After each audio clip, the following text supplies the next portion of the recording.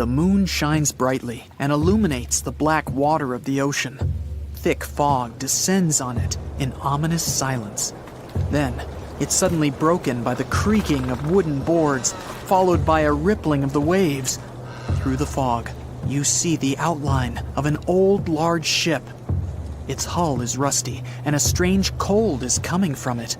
But the most unsettling thing is that there's no one on the deck. The ship sails without a crew. No, this isn't a mythical Flying Dutchman, but a very real ghost ship. September 2nd, 2019. The British Royal Navy's ice patrol ship, called the HMS Protector, sails through the calm waters of the Atlantic Ocean. The time is 11 p.m. Some of the ship's crew are on deck, while others are sleeping in their cabins. The captain steers the ship and looks straight at the horizon. The sky is lit up by an orange twilight, and clouds float in the distance. Suddenly, against this beautiful landscape, one of the sailors notices the black silhouette of an unknown ship. The captain slows down and steers the ship a little closer to the mysterious vessel. This is an old cargo ship, 250 feet long. Attempts to contact the crew members lead to nothing. It seems the unknown boat is floating in the ocean by itself. There's no one on board, at least, no one alive. The deck of the ship creaks from rocking on the waves. The sun sinks below the horizon, and it gets dark. The ship looks terrifying.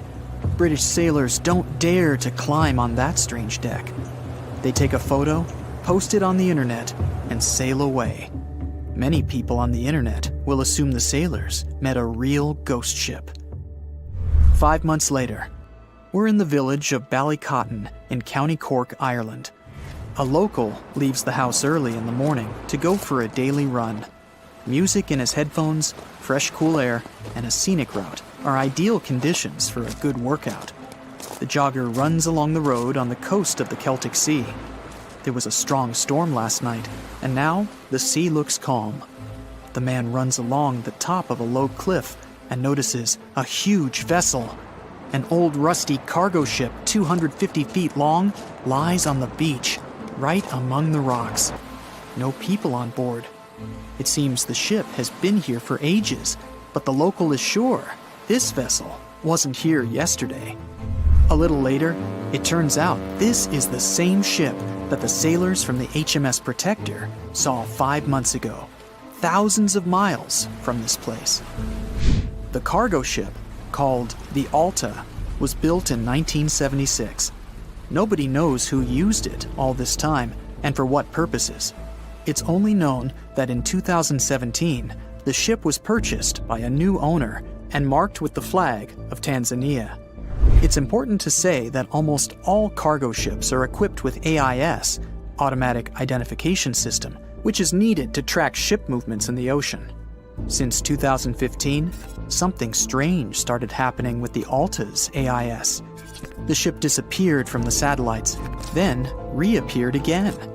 Over the past few years, this ship had changed several names and flags.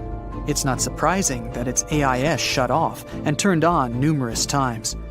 It's said that some of those who disable AIS on their ships do so to hide outlaw activities. The ship's captain, whoever it was, clearly didn't want to show the Alta's movements. As AIS showed in 2017, the ship had sailed near Greek port cities. The Alta made 12 stops in 3 such cities in different parts of Greece. Then, the AIS signal disappeared, and 10 months later, the Alta reappeared near the northern coast of Africa, 1,200 miles from Greece. In September of 2018, the ship was sailing about 1,400 miles southeast of Bermuda, and at that time, the crew members started having problems. There were 10 people on board the Alta. On September 19th, the ship's engine failed right in the middle of the Atlantic Ocean. The nearest shore was very far away. The ship began to drift. As days passed, the crew couldn't fix the vessel. Food supplies were running low. The crew started to panic and tried to contact someone. The situation got worse as a strong hurricane was approaching the place where the ship broke down. crew members contacted the U.S. Coast Guard. On October 2nd, a helicopter headed towards the ship. Food and water were unloaded on the Alta. This was enough for the crew to bide their time for several days. About a week later, a rescue boat sailed about 1,500 miles to reach the Alta and help the stranded sailors. Shortly before the start of the hurricane, American rescuers succeeded. The entire crew of the wrecked ship was taken to Puerto Rico. The Alta remained drifting in the ocean. After a while, another ship arrived to tow it to the coast of Guyana. Then, something went wrong again. The ship was hijacked. Who did it and why remains a mystery to this day. But then, for some unknown reason, the thieves decided to abandon the ship and left it to drift in the ocean. For almost a year, the ship's location couldn't be tracked. Then, in September 2019, the vessel was found by the British Royal Navy. How the Alta was able to cover the distance across the Atlantic and wash up on the coast of Ireland is unknown. An investigation has been launched in Ireland. It's necessary to identify the owner of the vessel and find a responsible person to take on the task of towing it. But no one has since been found. Once, an unknown person called the Irish authorities and introduced themselves as the owner of the ship, but didn't provide any evidence. Several barrels of oil were found on board the Alta. To dismantle the ship, the Irish authorities will need to spend about 10 million euros. Local residents are annoyed by the wreck too. Corroding metal is bad for the environment, and kids have already snuck on board and posted a video on the internet from inside the abandoned ship. The further fate of the Alta remains unresolved. It's still lying there. That ship sailed in the ocean for just 2 years. Now imagine if some other managed to drift for 38. In all that time, no one could catch this ship, and people still seek it. That vessel is called the SS Bechimo. It was a merchant ship owned by a Canadian trading company. In 1931, the ship got stuck in ice off the coast of Alaska. A strong snowstorm began. The team waited a week for it to end, but the storm only intensified. One day, the weather improved a bit, and part of the team was evacuated to the nearest city. Another part of the crew, with the captain, set up camp near the ship. The storm started again and didn't stop for a long time. The blizzard was so heavy that the ship's captain couldn't see beyond his arm's reach. Finally, when the storm was over, the captain saw that the ship simply vanished. He decided the Bechimo sank during the storm. A week later, the ship was found, drifting near the place where it was lost. The hull of the ship was damaged so badly that it was unsafe to sail on it. The captain decided to abandon the ship. However, it didn't sink. For the next 38 years, it was drifting at various points along the Alaskan coast. Several times, people climbed on the ship, including native Alaskan residents and a group of researchers. Attempts to save the vessel from the sea ended in failure. The salvage operations were hampered by drifting ice and bad weather. The last time it was seen was in 1969. The ship was frozen and blocked by the ice. In 2006, the government created a special project to find the Bechimo. However, in all these years, the ship still hasn't been found. Its fate is unknown. It's likely that the ship has finally found peace and is now lying on the seabed of the Chukchi Sea. They said it was the most technologically advanced ship. They said it was unsinkable. And when it sank, they made a movie about it. These were the main reasons why the Titanic disaster became world famous. But unfortunately, this is not the only large-scale shipwreck. And sadly, there have been cases much worse than the tragedy of the Titanic. One of them occurred on April 27, 1865. The Sultana steamboat carried passengers and cargo daily between St. Louis and New Orleans. It was a pretty large wooden boat with 3 decks and was 260 feet long and 70 feet wide, almost twice the size of a basketball court. The ship could carry about 350 passengers, But on that unfortunate day, more than 2,000 people were on it. On April 23rd, she was making a routine voyage from New Orleans when it broke down. Something was wrong with the boiler, so the vessel docked in Vicksburg for repairs. At the port, the ship's captain, James Cass Mason, found out about an excellent opportunity to earn a lot of money. All he needed to do was to transfer a large group of former prisoners to the north. The captain agreed to do it, but the problem was that the boiler required a lot of time to repair. Mason was afraid that his competitors would take the job, so he decided to sail despite the malfunction the ship had. He patched up the holes in the boiler instead of a big repair and invited all the ex-prisoners on board.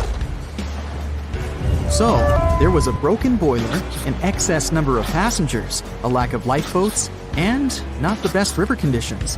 Also, the captain refused to send the ex-prisoners to the hold, so they were all with ordinary passengers. There were strong chances for a shipwreck, but the greedy desire to earn more money was stronger. The Sultana went on a voyage and sailed up the river for 2 days.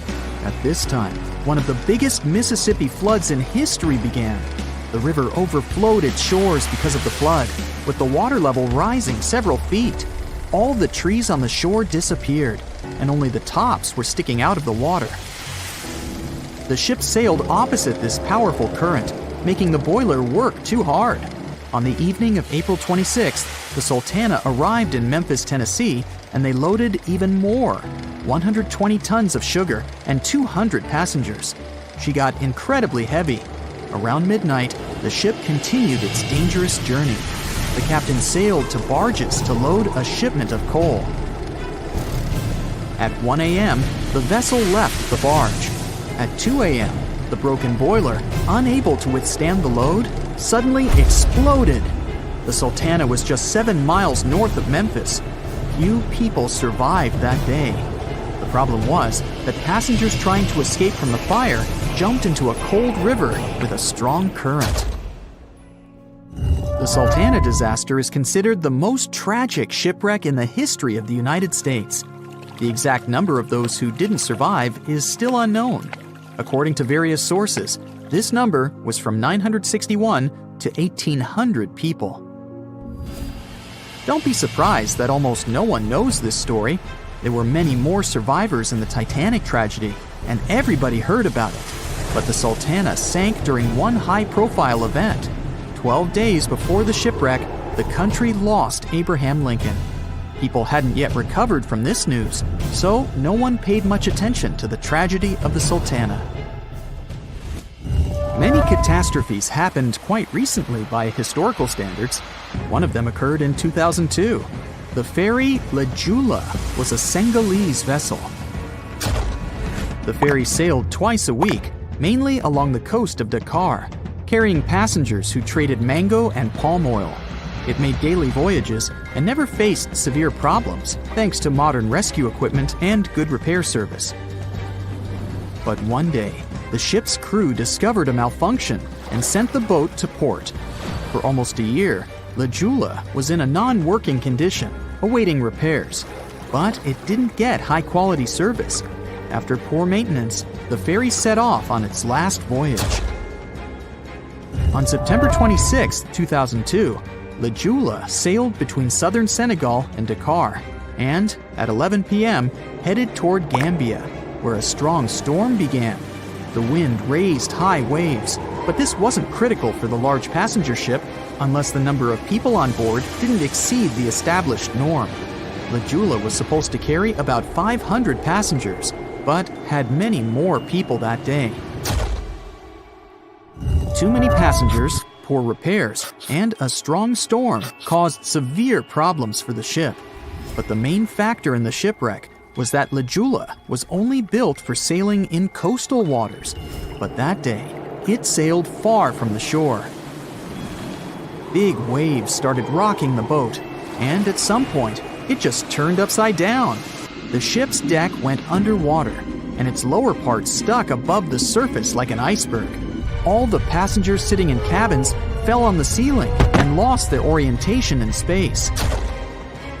There were no holes or damage in the ship's hull, and water flooded the lower decks for a long time. The vessel stood in a twisted position for several hours. Then, the boat began to sink when the water seeped through the deck and hold. The ocean was warm, but no one came to save the passengers. People had to wait almost 4 days to be rescued. Unfortunately, only a few managed to survive. The Philippines is a very dangerous area for ships.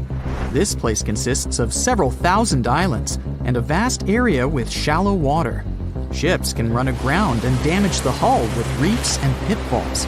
On September 20th, 1987, one of the most terrible disasters in navigation history occurred there.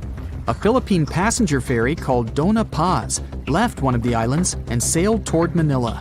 The sun was shining, the ocean was calm, and the visibility was good. But for some reason, the crew members didn't notice how the tanker Vector was approaching them. The two ships collided at low speed. The collision wasn't strong, but the problem was that the Vector had tons of oil on board, and the Dona Paz crashed into the cargo hold where that oil was stored. So it spilled all over the ocean, and then a spark slipped through. Not only did the two ships catch fire, but also filled with water. Both ships sank in a matter of seconds. Only a few dozen people survived that disaster. On September 27, 1854, the passenger ship Arctic sailed from Liverpool to New York. The fog came rolling down, and visibility got really bad. Another boat appeared out of the thick white haze, the French steamer Vesta. The ships were close enough to each other that a collision was inevitable. The French vessel was smaller, so it seemed to the Arctic's captain that Vesta had received a lot of damage. And while he was staring at the other ship, his boat got quickly filled with water. The captain gave the order to sail to the shore as fast as possible, but the ship's engines stopped working because of the flood. Then the ship's crew started to lower lifeboats with women and kids. Still, when rescuers found lifeboats with people, it turned out that only 87 out of 400 people survived, 65 crew members and 22 passengers. Surprisingly, there were only grown men among them. The ship's captain survived by clinging to the wreckage. All newspapers wrote about this story as one of the most terrible and shameful tragedies in navigation history. The survivors were criticized because they didn't save women and kids, and the crew members were accused of violating the law, since the safety of passengers should be higher than the safety of sailors. But despite this, none of them were brought to responsibility. Unfortunately, shipwrecks still occur to this day, but fortunately, there are fewer of them than before, thanks to modern navigation systems and radar. But no technology can guarantee there won't be a super strong storm or any other emergency that no one can foresee. Thick fog is rising over the ocean as the sun is slowly sinking towards the horizon. It's hard to see further away than a few dozen feet, but that's enough to notice a hulking, skeletal shape in the distance. As your ship approaches the figure, your heart beats faster, and then you make out the details of another vessel, abandoned by the looks of it. Ghost ships do exist, and their mysteries aren't always solved. Take MV Hoyita, for example. It was a wooden vessel built in 1931 as a luxury yacht. It had served well to various people over 20 years before it was bought by a Samoan sailor and became a merchant ship. In 1955, though, Hoyita's service came to an abrupt and mysterious end.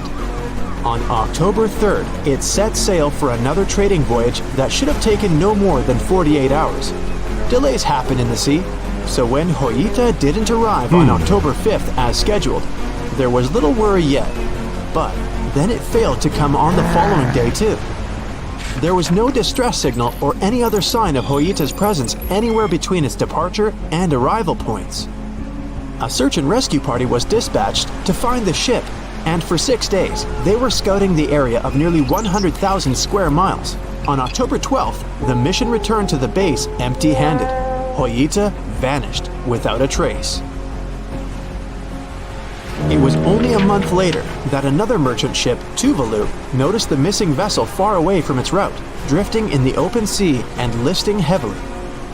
the sailors boarded the ship and found that all of its crew and passengers, 25 people total, were missing, along with all the cargo the vessel had been carrying. The radio was tuned to the International Distress Channel, meaning that the crew had been trying to ask for help, but they couldn't reach anyone because the radio cable had been damaged, limiting the range to 2 miles. The lifeboats were missing as well, indicating that people on board must have left the ship. Unfortunately, they seem to have taken the logbook with them, leaving the rescue team clueless as to what had happened. Even today, the mystery of MV Hoita hasn't been solved yet. No one knows where the crew and passengers had gone and what had caused them to leave. SV Carol A. Deering wasn't a ghost ship in the usual sense of the word. There were no sightings of it in the open sea. Instead, it was found on the shore, but the circumstances of it running aground are a puzzle shrouded in mystery. Carol A. Deering was built in 1919 in Maine, and it was a large vessel made for commercial voyages. Unfortunately, despite its large cost of construction, it had only served for a year before its last trip. July 19, 1920. The ship was traveling from Puerto Rico to Rio de Janeiro via Newport News to deliver a cargo of coal. It was almost halfway to the final destination when the captain fell seriously ill, and the crew turned back to drop him and his son off and replace the captain. The voyage went without incident, but when it came to Barbados in December to resupply, there were strange moods among the crew. The first mate didn't seem to be happy with the new captain. No one paid much attention to it back then, when they probably should have. The last sighting of Carol A. Deering at sea was on January 28, 1921, when a lightship noticed it off the coast of North Carolina. There was some commotion on the quarterdeck of the ship, where the crew were normally not allowed. Then, another vessel sighted it, but there was already no one on the decks. On January 31st, the merchant ship was found hard aground in the Diamond Shoals, a site notorious for numerous shipwrecks that had been occupying there for centuries. When the search and rescue party boarded the ship, they found it abandoned, the log and personal belongings of the crew gone, along with the 2 lifeboats. There is still no answer to what happened on board of Carol A. Deering that January, although the most popular version was mutiny. Maybe we'll never find out the truth though. SS Bechimo is perhaps one of the most notable ghost ships in history. This large cargo steamer was built in 1914 in Sweden and plodded its way dutifully over 16 years, trading provisions for pelts with native tribes of Alaska and Canada. But then, on October 1st, 1931, Bechimo got caught in pack ice. At first, it seemed the crew would be able to wait it out and continue on their route because the ship broke free in a couple of days. But in less than a week, it became caught again, this time for good. In another week, a rescue party was sent to fetch 22 of the Bechimo's crew, while another 15 remained behind to wait through the winter if necessary and get the ship back. But a month later, after a powerful blizzard struck their camp, the sailors went out of their shelters only to find the ship gone. Luckily, a few days later, a native hunter told them Bechimo hadn't been lost yet. He'd seen it about 45 miles from where they had been stationed. They managed to track it down, but decided the ship wouldn't survive the winter. So they took the most valuable cargo from its hold and abandoned it. They were wrong though. SS Bechimo did survive that winter, and many more that followed. When the ice broke, it sailed away on its own, drifting listlessly along the shores of Canada and Alaska. There were numerous sightings of the ghost ship, sometimes adrift in the open sea, and at other times stuck in the pack ice again. People attempted to board and salvage it, but weather conditions or lack of equipment always prevented them. SS Bechimo was last sighted by native Alaskans in 1969, 38 years after its abandonment. What became of it later remains unknown. The story of SS Orang Medan is one of the most puzzling and harrowing ghost ship stories of the 20th century. No one even knows for sure if the ship even existed in the first place. It wasn't recorded in Lloyd's Shipping, the International Register of Ships, which makes it either a tall tale or a vessel that avoided being officially recognized for some shady reasons. In any case, the accounts as to what happened to the Medan vary. According to most reports, it was carrying some unknown cargo in the Indonesian waters when a distress call was received by another ship in the vicinity.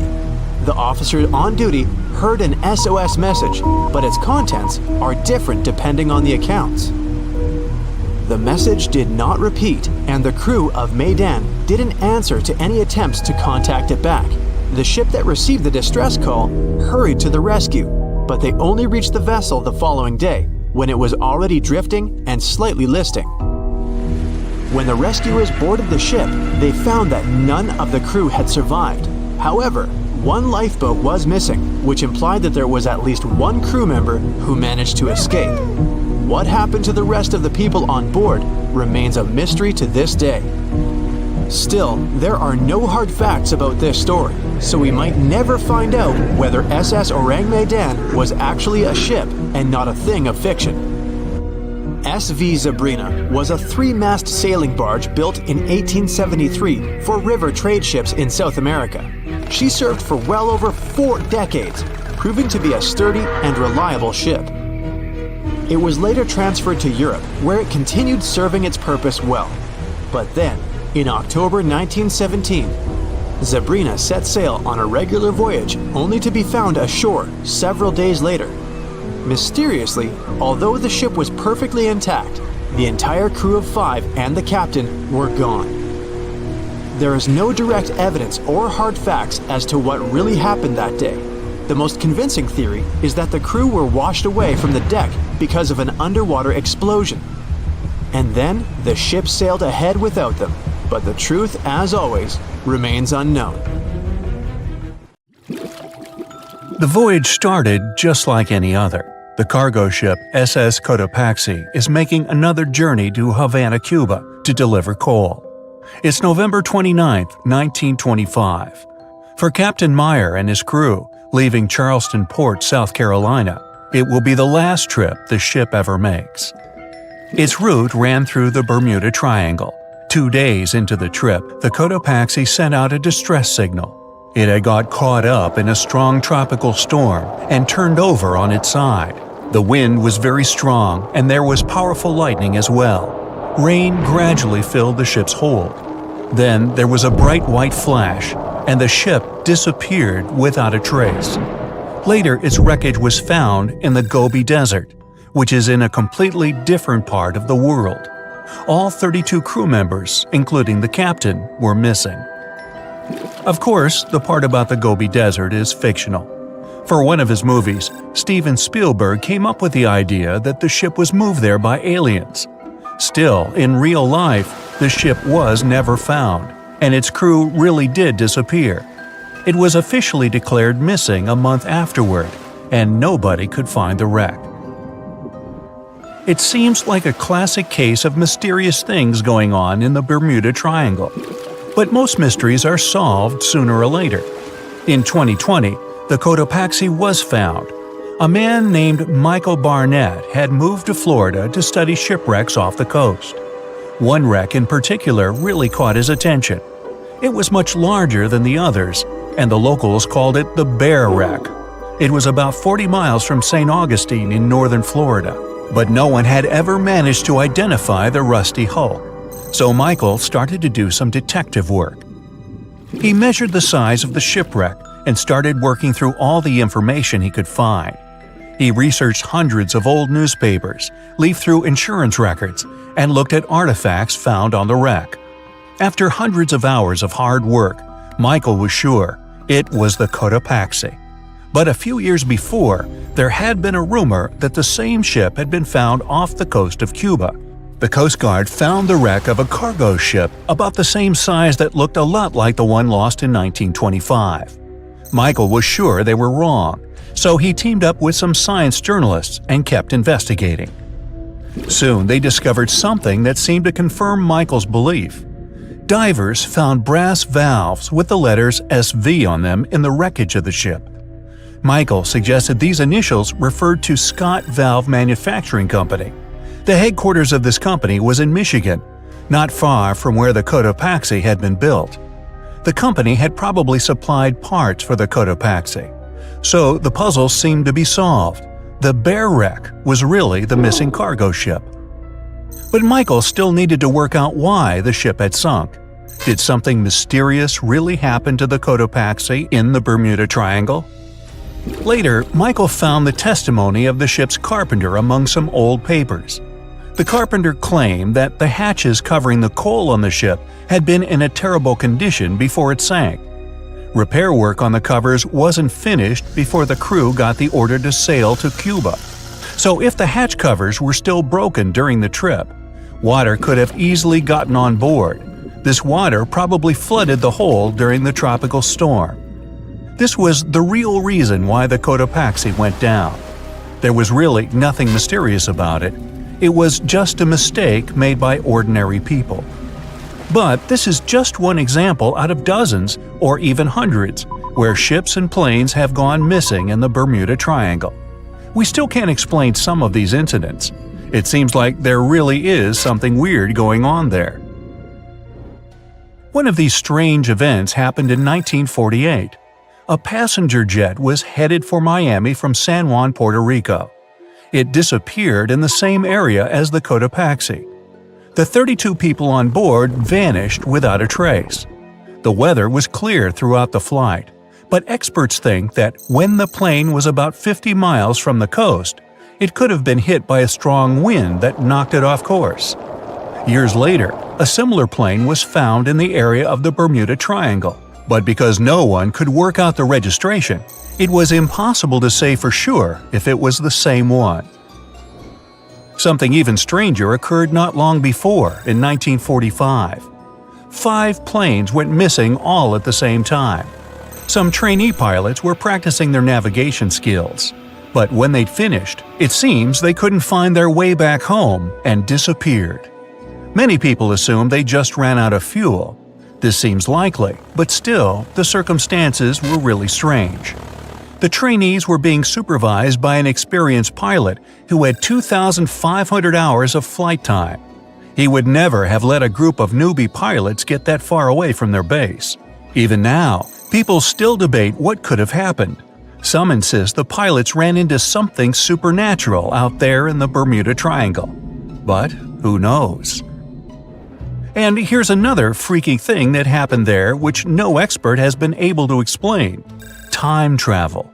In 1970, Bruce Gernon was flying a plane from Andros Island to the Florida coast. When he was at 11,500 feet, a giant cloud appeared in front of him. It kept getting bigger and bigger, and he had no choice but to fly through it.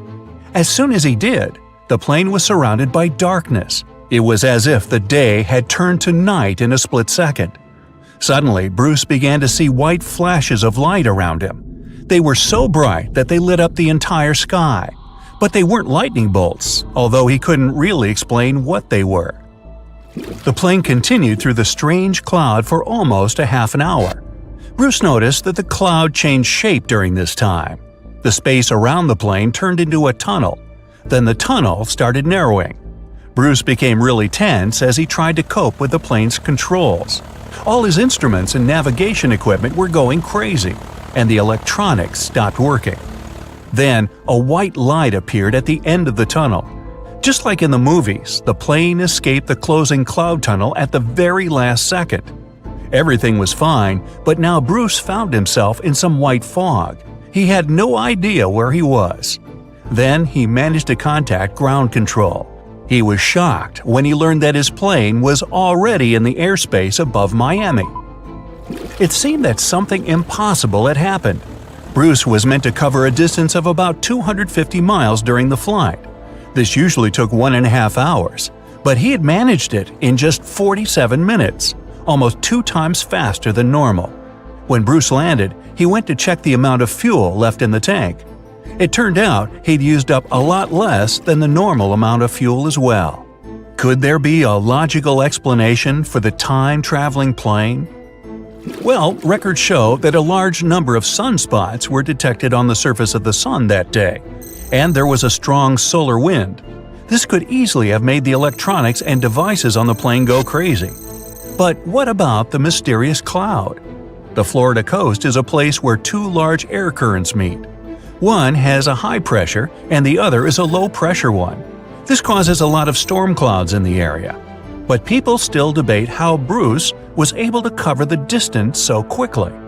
Some people say that some kind of mysterious dark energy was involved. Others say it was a gravitational anomaly that curves space and time. Others think that Bruce is just a fraud. We still don't know the truth. So, is there really something supernatural about the Bermuda Triangle? Or is it all just coincidences and made-up stories? The truth is that no more planes and ships disappear in the Bermuda Triangle than anywhere else in the world. Can we estimate how many ships and airplanes were lost in the Bermuda Triangle? Have their disappearances resulted from human error or weather phenomena? Let's try to find out. We have a curious story of the SS Cotopaxi. This ship vanished in 1925, traveling from Charleston, South Carolina to Havana, Cuba. It never reached its destination. Years later, in the 1980s, a wreck was found 40 miles off St. Augustine, Florida. Since specialists could not precisely determine what and where it came from, they nicknamed it Bear Wreck. It took many additional years of work, done mainly by marine biologists, to identify that this ship was indeed the missing SS Cotopaxi. This was confirmed in January 2020. How did the ship just reappear? And how did it get there, since this mysterious shipwreck isn't even in the Bermuda Triangle? Now, let's see who came up with this term, Bermuda Triangle. Can you actually pinpoint the triangle on a map? No, it's not an officially recognized location either. The Bermuda Triangle does not appear on any world map. Nobody has agreed on its exact boundaries. There are only assumptions with approximations of the entire area, ranging between 500,000 and 1.5 million square miles. By all approximations, the region has a vaguely triangular shape. In 1964, an American author named Vincent Hayes Gaddis first came up with the idea when writing an article for Argosy magazine. He used the Bermuda Triangle to describe a triangular region that has destroyed hundreds of ships and planes without a trace. It is pretty hard to get the number of lost ships and planes because some ships and aircraft have gone missing without leaving a trace. Their wreckage in the region has not been recovered, but the recorded stories should help us. Legends about the Bermuda Triangle date back to the 15th century, like that of the Italian explorer Christopher Columbus.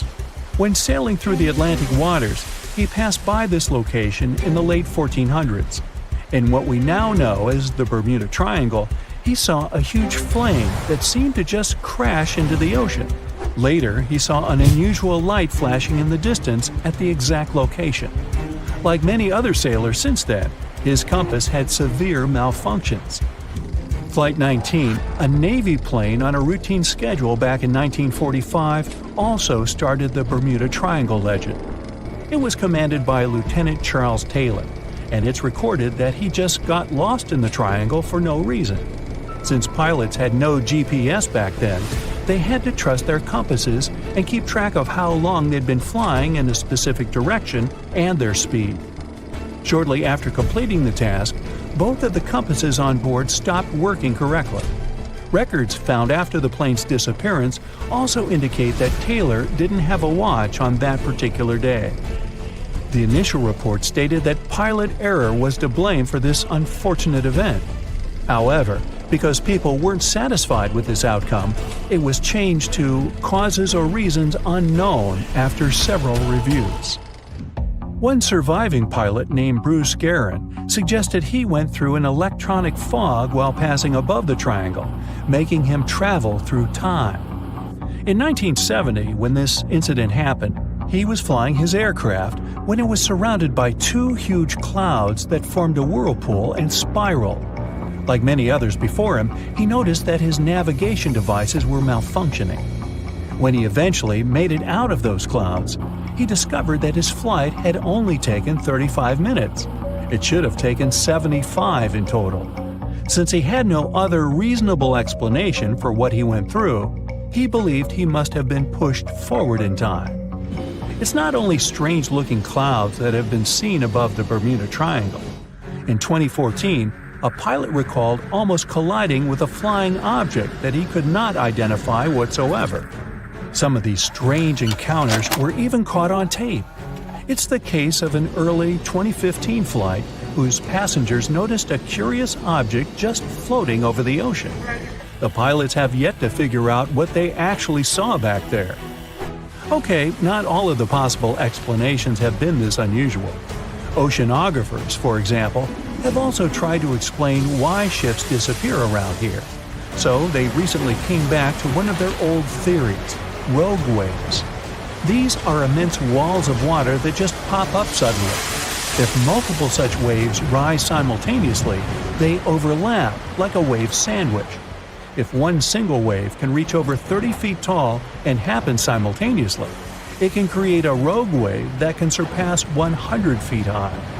These types of waves can quickly overtake even the biggest of ships. Meteorologists came up with their own explanation too: hexagonal clouds.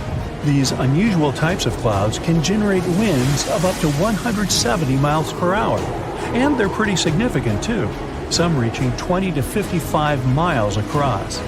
As such, waves inside these wind giants can go as high as 45 feet. The Earth's own magnetic force might also have something to do with it. Within the Bermuda Triangle, compasses point to true north, the geographic North Pole, rather than magnetic north, the shifting magnetic North Pole.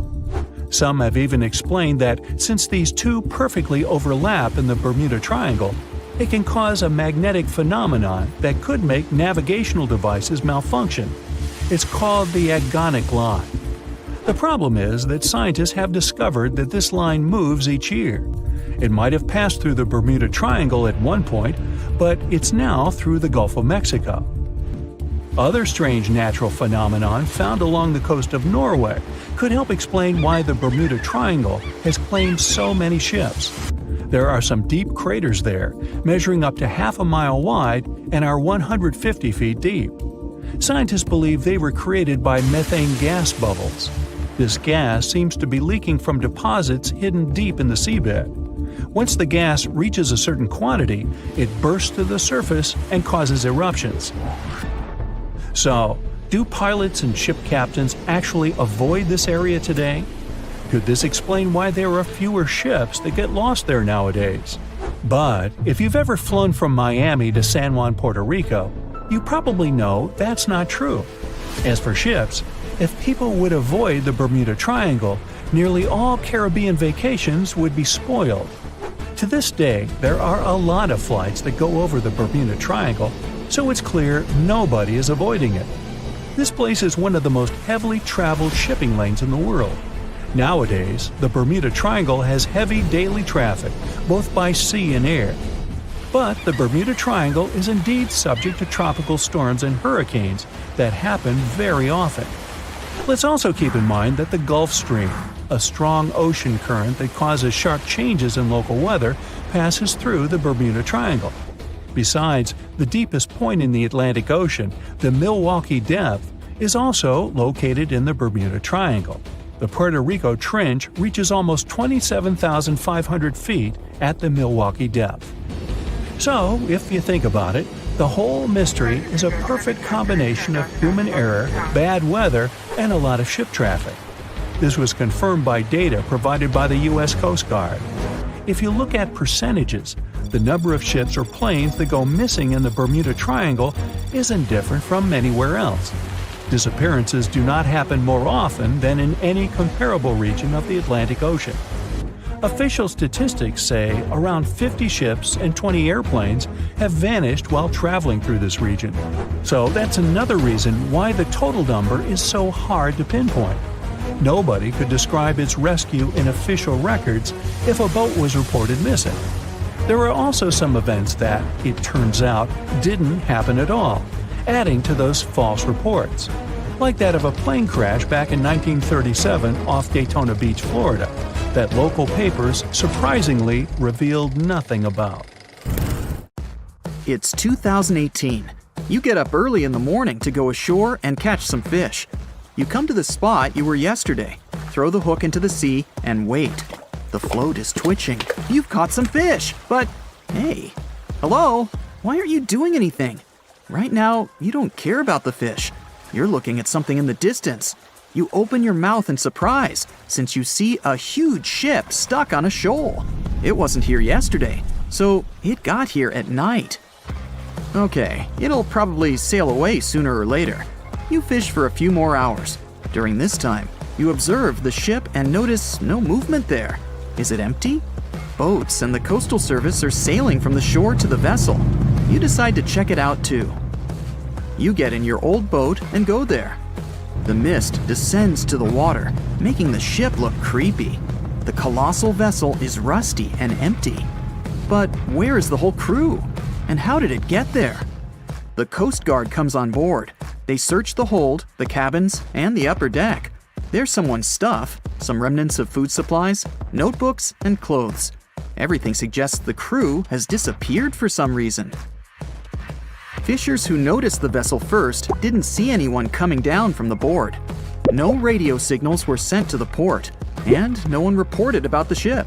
It appeared here from nowhere.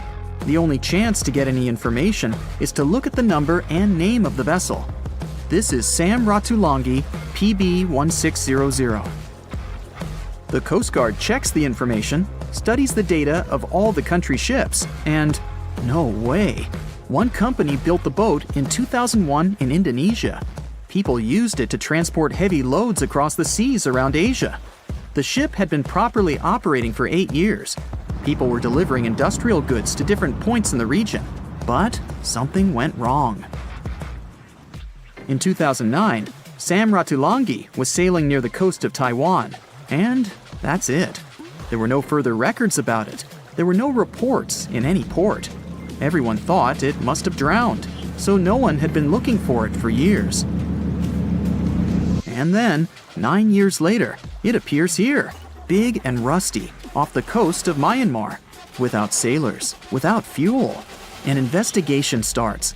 City services are trying to find out the names of all the sailors working on the ship and find clues that would lead to solving this mystery. They also hope the ship owner will appear soon. They find 2 tow ropes on board. This means that some other ship towed Sam Ratulangi to this place. Then they identify and find 13 crew members. These people say they wanted to reach the factory in Bangladesh to repair Sam Ratulangi. Another vessel helped tow the ship, but then 2 cables tore off, and a storm began. No one wanted to stay on board during such weather, so the crew members left it. No one knows what the ship has been doing for the last 9 years, and how it was possible without people on board. And here's another, much more mysterious ship story. On February 16, 2020, locals found a large cargo ship stuck on a rocky shore off the coast of an Irish village. The boat looked rusty, with holes in the hull and rotten parts. People hadn't seen this vessel the day before, so it appeared there at night. The last time people saw the Alta cargo ship was a few months earlier, thousands of miles off the coast of Ireland. That day, the Alta was sailing in the waters of the Atlantic Ocean. Another ship, the MS Protector, noticed it. MS Protector crew members tried to contact the ship, but received no response. The people on board realized that they were facing an empty vessel. And then, 5 months later, it appeared near the coast of Ireland.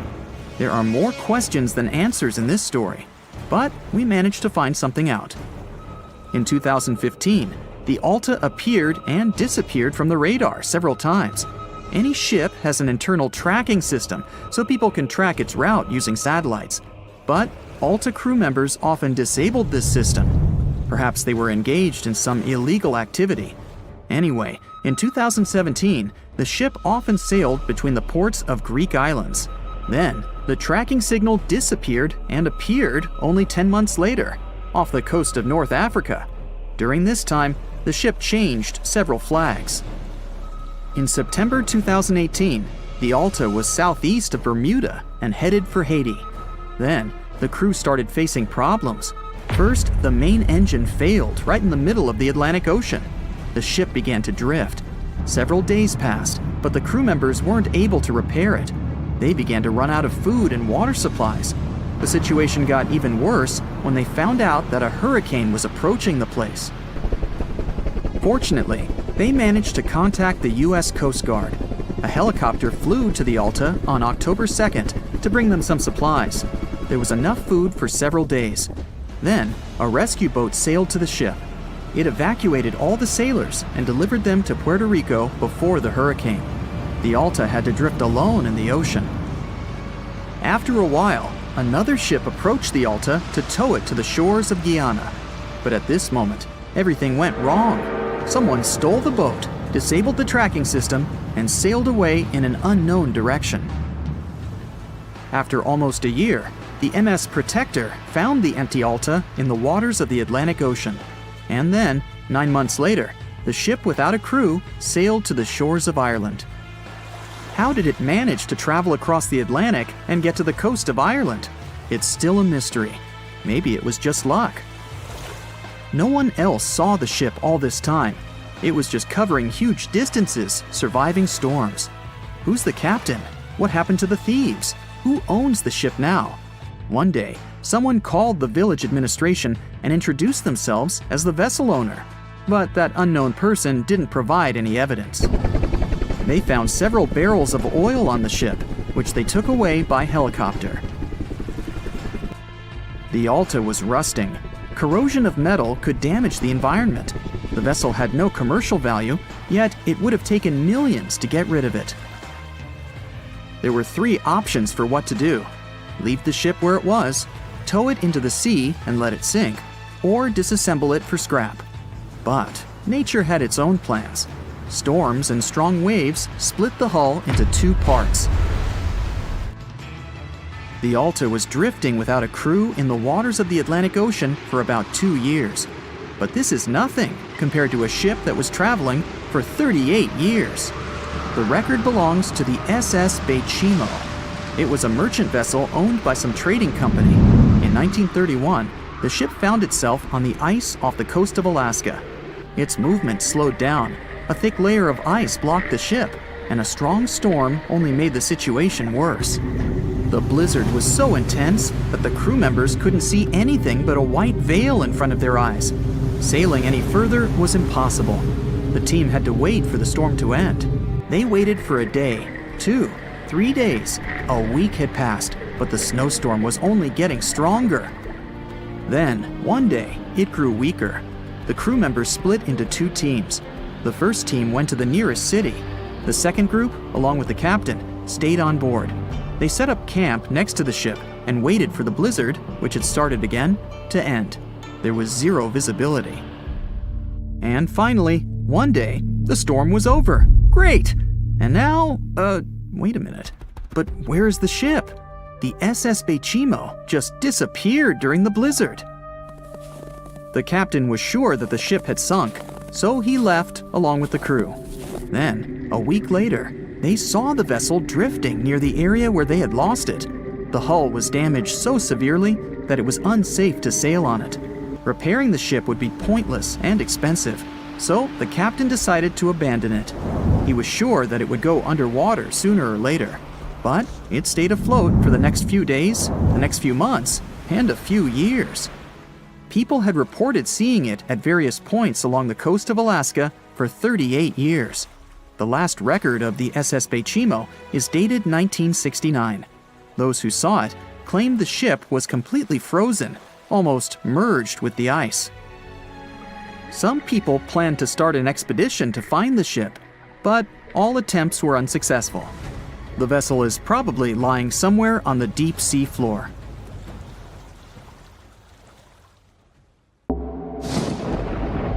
There's a ship drifting somewhere in the ocean without a crew. The last time someone saw it was over 50 years ago. Its story reminds of that of the Flying Dutchman, a ship that's bound to sail forever and bring disaster to whoever sees it at sea. At least the legend says so. Unlike the Flying Dutchman, the SS Bechimo was definitely real and built for a German company in Hamburg and began as an ordinary cargo ship. It was trading supplies between Hamburg and Sweden in the Baltic Sea starting from 1914. It had a strong steam engine and a hull made of steel. A few years later, it became British property. Then, in the 1920s, a Canadian company purchased it for around $18,000, a huge amount of money back then. The new owner, the Hudson's Bay Company, was actively using the ship for several years. They would often send it on voyages from its home port in Scotland to Siberia, Alaska, the Yukon, and the Northwest Territories. It also passed through the Panama Canal and even the Suez Canal, with fur pelts for sale on board. Sometimes it would also transport passengers. It had completed 9 successful voyages before this strip of good luck came to an end. Starting from the 1930s, SS Beichimo would have trouble with ice and storms. When it first got trapped in ice in October of 1931, some of the crew managed to escape to Alaska. 15 of 22 sailors decided to stay with their vessel and try to save it. They had furs and other valuable cargo worth around $58,000 aboard. The company sent them supplies to survive the winter. They set camp near the ship out of the hatches, tarpaulins, and other materials, and offloaded the cargo. At the end of November, a blizzard rushed through the area, and it seemed like it had taken the ship with it. The ice platform had survived, but the ship broke free. Some of the crew members were sure it had sunk. But soon after, they heard from one of the locals who had spotted their ship around 45 miles away from their camp. The crew moved on with their lives, and the ship started its journey as a runaway vessel. People would spot SS Beichimo once a year or so, all the way until 1965. It was mostly spotted off the coast of Alaska. A man going to Nome with his sled dog, along with prospectors, explorers, and treasure hunters, all claimed to have seen SS Beichimo. Someone tried to board it and take it to port, but ended up stranded on it for days because of horrible weather. Others got luckier and managed to take a whaleboat, some furniture, and other valuables from the vessel. Those who got close to the ship saw that it was damaged and missing the propeller. Still, it stayed afloat without a crew for at least 38 years and became the longest sailing ghost ship in history. In 2006, the Alaskan authorities started a project to solve the mystery of this ghost ship of the Arctic and finally find SS Beichimo, either still above or below the water. So far, the project has not been a success. SS Beichimo remains one of the estimated 4,000 ships that have disappeared off Alaskan shores. If the legend of the 17th century isn't lying, this ghost ship could be sailing somewhere along the Flying Dutchman. It belonged to the Dutch East India Company. Its captain managed to do the impossible for that time and sailed from Holland to Indonesia in only 3 months. They said he was flying over the sea, and some evil tongues explained that he had made a deal with evil forces to achieve that. Once the ship was sailing back home, its captain and crew disappeared without a trace. There are many versions of what happened to it. One of the first ones said it had tried to enter port at the Cape of Good Hope, got in a terrible storm, and sank as there was no captain to save it. Another legend says the captain had refused to obey the skies to let the ship sink during the storm. A scary life form then struck the boat and the crew, and it was condemned to forever wander without rest. Many sailors claim to have spotted the wandering Dutchman. The Duke of York, who was to become King of England, mentioned having seen it in Australian waters. Right after spotting the ship, the man who saw it first fell from the top of the mast and didn't survive. There were more encounters with this legendary ship up to the middle of the 20th century. Ships would nearly collide with it as the Flying Dutchman jumped out of the blue. Scientists have a more logical explanation for this mystery: Fata Morgana, not to be confused with Hakuna Matata.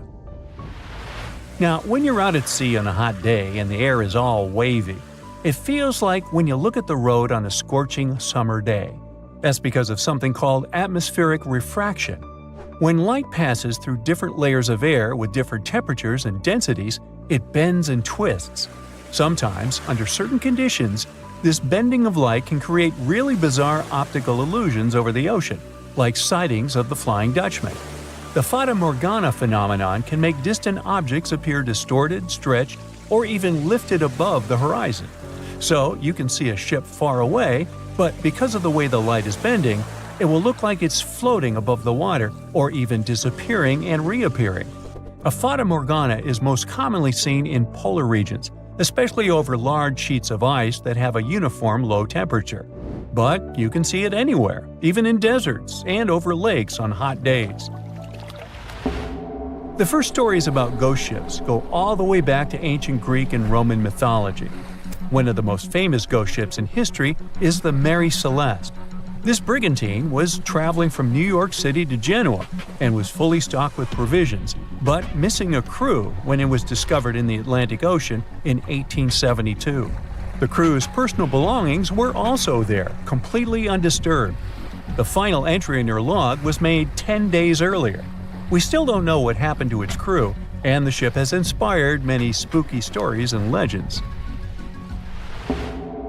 The Lady Lovibond was another legendary schooner that is believed to have been wrecked off the coast of Kent in the middle of the 18th century.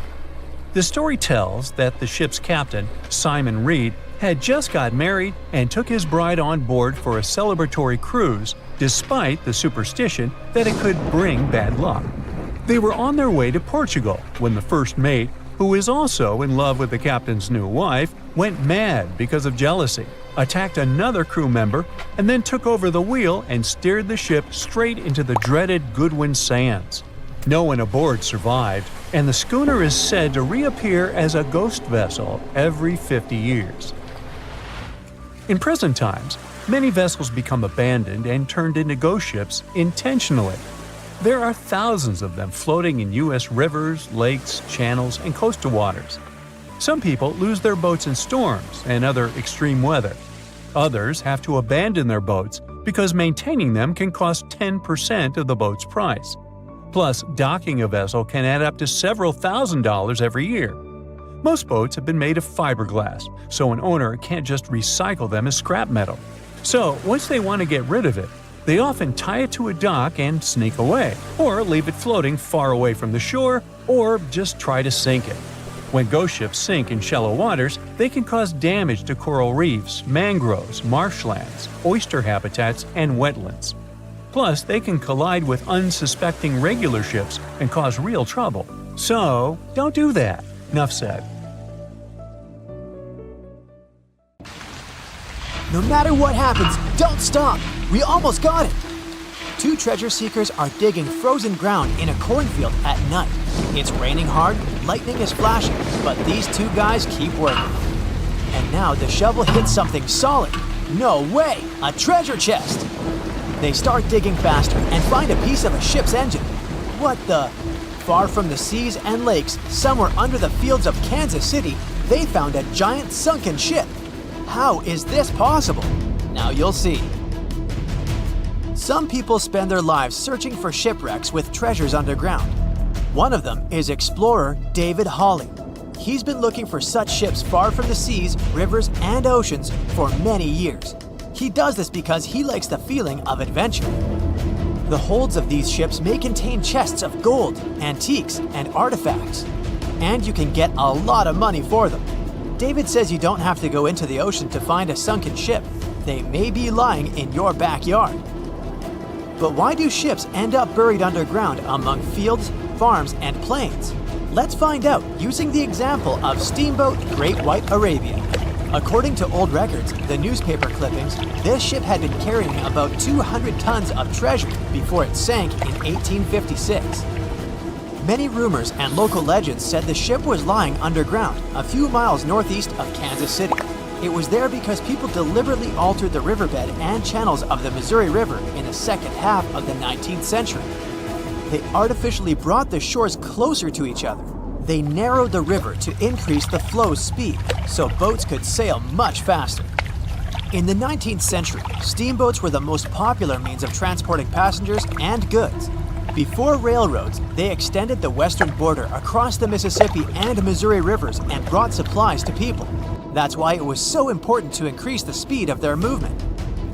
So, on September 5, 1856, Arabia was sailing along such an estuary. It came across a snag sticking out of the water. A piece of log quickly flooded the ship. Fortunately, all passengers were evacuated. But the steamer and its precious cargo reached the silt bottom of the Missouri River in a few minutes. Several years had passed. Everyone forgot about the vessel. During this time, the course of the Missouri River had changed. But Arabia remained under the wet, muddy bottom. The soil level above it was getting higher, and the ground was losing moisture. Eventually, many decades later, a cornfield formed above the sunken ship. In the 1980s, one farmer owned this area, and he had no idea what was hidden in his territory. David Hawley carefully studied the history of the sunken ships of the USA. He knew that hundreds of steamers had gone underwater all over Missouri, but most of all, he was interested in Arabia, as there were rumors that it was filled with gold and other valuable things. The territory of cornfields in Kansas was vast, but David Hawley knew how to search properly. In 1987, he started working. First, together with his brother and father, they collected all the clippings from old newspapers they could find. They were looking not only for information about the steamer, but also for maps of the Missouri River. They tracked its historical changes, checked the dates, and identified a large area where the steamer sank. Next, they used electromagnetic testing and other geological stuff to study the soil and find the right place. They searched for differences in ground moisture and density. Then, they went through the territory with powerful metal detectors. And so, by the fall of 1988, they had determined the location of the steamer. Arabia was the size of a football field. This gigantic vessel lay 45 feet underground, 4 stories down. But before they started excavating, they had to ask the owner of the cornfield for permission. For the farmer, this news was a big surprise. He agreed, on the condition that the excavations would be completed by spring so that he could sow a new crop. Digging a giant ship in winter is much more difficult and expensive than at other times. It includes additional equipment, electricity, and heating costs. The team worked day and night. They financed the excavations out of their own pocket. Each invested more than $10,000 and took out a bank loan. Finally, they noticed the first details of the ship. The shovels hit the huge engine boilers and the deck. The goal had been achieved. Most of the cargo lying inside the sunken ships is covered with rust, shells, mud, and is badly damaged. The contents of Arabia were in excellent condition, considering that the ship had sunk 130 years prior. Unfortunately, they didn't find the chests of gold. Still, they got several tons of other valuable cargo, household items of people who lived in the middle of the 19th century. It was a time capsule. The ship was carrying supplies for hundreds and thousands of people, and all these things were perfectly preserved. For example, they could clearly see the brand stamp Goodyear Rubber Company on one rubber shoe. The longer the excavations continued, the more things David and his team found. In the barrels, they found plates from the 19th century. They were intact and usable. Also, there were clean clothes, thousands of pairs of shoes, harpoons, frying pans, and umbrellas. The ship was carrying cargo to supply about 16 small towns. Yes, it's not gold, but such artifacts are also precious. The contents of the ship could be worth millions. However, the crew wasn't going to sell these things. They made a museum on the site of a former fruit market in Kansas City. If you go there, you will immediately feel like you're in a department store of the 19th century. There are thousands of items in good condition. Even the matches here are dry enough to light up. It took David many years to present the entire collection from the steamship. He values each of the items and doesn't want to sell them. Anyone can come here, pay for a ticket, and find themselves in the past. Who knows, maybe there's an old ship hidden in your backyard too. Geologists found an older vessel in the hot desert of Namibia in 2008. This ship sailed back in the days when pirates scared sailors on the seas, and now it's inside a dried-up lagoon. The ship sailed from Lisbon in 1533 and disappeared with the crew near a small diamond mining town. After almost 500 years, the hull had been badly damaged. Only the carcass of the ship remained, but the treasure hidden inside the vessel stayed intact. They carefully studied the boat for a long time, trying not to ruin anything. And then, 5 days later, they found a big old chest in the hold. Carefully opening it, they found gold coins there. Thus, the cost of the ship was estimated at about $10 million. The exact cause of the shipwreck is unknown, but experts believe the ship was destroyed by heavy cargo and bad weather. It went to the bottom of a lagoon that later became a desert. Some find an airplane in their backyard, others discover a ship, and one man found a passage to an ancient secret city in his house. This happened in Turkey in 1963. The owners of the building decided to make repairs. He went to his basement and knocked down the wall to turn this place into a living room. And so, behind one wall, he found a tunnel leading underground. The man thought it was some kind of a secret chamber. He went down there and realized it was something much more than that. It was an ancient city 18 floors deep. People built it in the years 780 to 1180 as a refuge from weather disasters and the invasion of enemies. This place also includes many underground tunnels that stretch for several miles in different directions. People could get to the town from different points using secret passages leading to these roads. The city can accommodate about 20,000 residents, livestock, and tons of food supplies. Archaeologists have also found a chapel, schools, stables, and public kitchens there.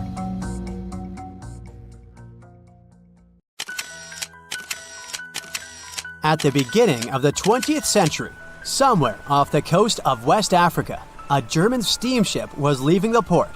Suddenly, the weather got worse, and the vessel entered a thick fog. The sailors ran aground on a sandbank close to the shore. Luckily, no one was hurt, and they were even able to save their precious cargo. But the ship was stuck in the sand for good. And it was not alone there. Nearly the entire length of the western coast of Namibia is called Skeleton Coast. If the name sounds scary, that's because it is. This 976-mile-long beach line is among the most dangerous places on Earth. The local Bushman tribes believe that their supreme deity made this land when it was angry. The Portuguese were the first Europeans to set foot in Namibia in the 15th century. And yep, they didn't like Skeleton Coast either. Portuguese explorers thought this land presented the gates to the underworld. This is the place where the Namib Desert meets the Atlantic Ocean. It might be dangerous, but it's actually beautiful. Plus, it's a UNESCO World Heritage Site. If Skeleton Coast had a PR manager, they would quit on the first day on the job. The area is not exactly tourist-friendly because of its geography and history. Beneath the sand and the waves, there is a secret ocean currently lurking for unsuspecting sailors. It's called Benguela Current. It flows towards the north along the coast of southern Africa. This part of the Atlantic is rich in marine life, but the current's land neighbor isn't that happy with the deal. This arid climate created the Namib Desert, one of the driest regions on Earth. And that marine life I just mentioned? It's sharks. 11 species of them to be exact. And yes, the great white decides to pop by once in a while. So far, we've got a desert landscape, strong currents, and sharks. Not a place for a beachside resort, definitely. But if someone ends up on Skeleton Coast, will they know they're in danger? Don't worry, they will. The beach is littered with wrecks of all sizes and shapes.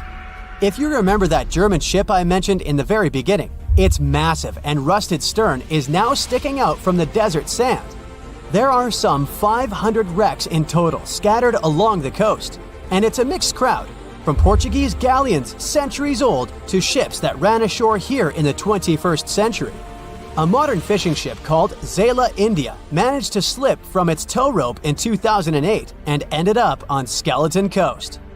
Okay, it didn't escape on its own, it had some help from the elements. But it's better to be a tourist attraction on a beach than to be broken up for scrap. That's where the trawler was originally going, poor thing. Skeleton Coast's most famous inhabitant, to call it such a place, is the wreck of the Dunedin Star. The British cargo liner ran aground here in 1942. The massive rescue operation that followed reveals why it's so dangerous for sailors to end up here. The rescuers managed to save all of the crew and passengers, but at a heavy price. An aircraft and a tugboat were lost in the process. It took the last of the rescuers a full 2 months to return home to Cape Town. Why, you might wonder? One look at the map of the region reveals the reason. It's an endless sea of yellow, which is the sand. There are so few roads here, so Skeleton Coast is hard to reach by land. There are also legal obstacles. You need a special permit to drive into the area. But the skeletons in the name of the area don't only refer to ships, they also stand for animal bones. Most of these belong to whales and seals. Many animals have adapted to the area, so lions and hyenas roam the coastline in search of a meal. Yeah, now there are hungry lions as well, as if those sharks weren't enough. Other animals with a temporary residence on Skeleton Coast include elephants, cheetahs, leopards, and giraffes. In 1971, the Namibian authorities established a national park here, but except for surfers, after an adrenaline rush, they don't get many visitors. You can understand why. The Namib Desert is the oldest desert in the world, and it's not very tourist-friendly either. Those who travel to the region should pack sunscreen and a warm winter jacket. A weird combo, right? Well, not so much when you think that during the day, temperatures soar over 110 degrees Fahrenheit. At night, the air temperature drops below freezing. What a climate roller coaster! And that's not the final danger. Yep, there's more. Remember how that German ship got lost in thick fog? Yeah, it wasn't a one-off event. Because of the region's climate, fog shows up frequently. Sailors should cover their ears now, but this fog is actually good for wildlife. This is their only source of water in the Namib Desert. Reptiles and mammals have adapted to the harsh climate. They use as little water as possible. Shifting sands, thick fog, strong currents, lions, and sharks. Not the stuff you would put in a tourist booklet, but Skeleton Coast isn't the only beach on Earth you wouldn't want to spend your vacation on. I will take you to Cape Tribulation in Australia. The area covers some 48 square miles in the northwestern part of the continent. And no, the area is not as dry as Skeleton Coast. It's part of the Daintree rainforest. You could say that here, it is the rainforest, not the desert that meets the ocean. The beach at Cape Tribulation is straight from a postcard. But looks can be deceiving. Australia? Probably sharks. No, crocodiles are out here to get you if you decide to go for a dip in the sea. There are saltwater crocodiles that the locals call salties. Well, that's a cute nickname for such a dangerous reptile. And it's not just them. The wildlife seems to have a beef with visitors. From October to June, the waters around Cape Tribulation are full of box jellyfish. Their venom affects the human cardiovascular system. When touched by a jellyfish out at sea, swimmers won't have enough time to reach land for help. Vinegar helps neutralize the sting, so you might want to keep a spare bottle in your luggage. Crocodiles and jellyfish sound dangerous, but there's one more animal you should look after. It's the wild boar. It might sound funny, but you won't laugh when you're being chased by one of these across the beach. 21 million wild boars live in Australia. They're mostly active at night, making it even more dangerous if they charge at you. The best defense is running in circles. Wild boars can't cut corners well. That's probably why we don't see many of them taking up careers as race drivers. Cape Tribulation has one last danger installed for you, and it's not an animal. Out here, even the trees are plotting against visitors. The stinging tree got its name for a reason. If you try to pick one of its beautiful red berries, it'll fight back. Its prickles are like tiny glass shards. The less than pleasant effect on your skin will last for a month. Then there is this wait a while bush. Who keeps naming them like this? This long vine has spikes that grab hold and just don't let go. They are so strong, they can pull a human off a horse. You'll have to wait for someone to come by and save you from this thorny grabber. If you are about to cross this Australian beach from the vacation list, hold on for a second. Tourism is booming here. The local authorities have restricted access to all of the danger zones. Visitors go swimming in dreamy water holes that are surrounded by lush vegetation. There are even ropes to swing from. Now, that's a beach you can finally relax on. As an experienced sailor and the first man to ever sail non-stop on his own around North and South America, Matt Rutherford has seen a lot during his voyages. But what he saw in 2013 while sailing through the waters of the Atlantic with his colleague surely stands out. Some 800 miles off the coast of Bermuda, not far away from the famous Bermuda Triangle, they noticed a boat that seemed to be moving by itself. The sails weren't up and the motor wasn't running. The sailors decided to check if there was someone who needed their help aboard, so they moved closer to the mysterious ship. Once they got there, things only got weirder, as they realized there wasn't a living soul aboard. Rutherford started filming to document their discovery. The boat looked so awfully abandoned that they expected to find some pretty scary things in there. But it didn't stop Rutherford from searching the vessel. The boat, which turned out to be named Wolfhound, looked like an upscale one, probably costing hundreds of thousands of dollars. It was pretty weird to find it floating by itself in the middle of the ocean. It seemed like whoever abandoned it was leaving in a rush. There were clothes and other personal belongings all over the main cabin. Some parts of the ceiling had fallen and some drawers had popped open. The brave sailors decided to tow the ghost ship back to Bermuda. It wasn't easy because Wolfhound was bigger and heavier than their boat. After days at sea, the crew was running low on fuel and asked a passing freighter to stop and give them some gas. They kept pulling Wolfhound until the tow line got wrapped around the rudder and they realized they could get stranded in the Bermuda Triangle. So they had to abandon the ship. What really happened and how Wolfhound ended up in the middle of the ocean will probably remain a mystery. Rumor has it that it belonged to a member of the Royal Irish Yacht Club. The ship was going on its first voyage from Connecticut to Bermuda and then Antigua. It got in a terrible storm around 400 miles away from Delaware. The winds were so strong that the yacht suffered 2 knockdowns. A Greek cargo ship rescued the crew. They left the ship with an emergency beacon on. The rescued crew members shared that they saw the ship sink, which only adds more questions to the story. How did it get back to the surface? Does the Bermuda Triangle have anything to do with that? Christopher Columbus himself reported some unusual compass activity going on in this mysterious area while he was on his way to the New World. Despite the stories of more than 50 ships and 20 planes disappearing in the area, it remains one of the most heavily traveled shipping routes in the world. Some skeptics believe that this fact solves the Bermuda Triangle mystery. It could make sense because the busier the area, the more accidents happen there. But then again, it's not the number of disappearances that makes the place so mysterious.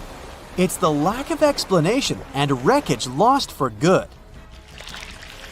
The first ever confirmed ship to vanish in the Bermuda Triangle was the USS Pickering. In 1800, it departed from the US on its way to the West Indies. The ship sailed into the Bermuda Triangle along with its 90-man crew. No one ever heard anything from them ever since. The popular explanation is that the ship was taken out by a storm. But because no one found any wreckage, we'll never know for sure.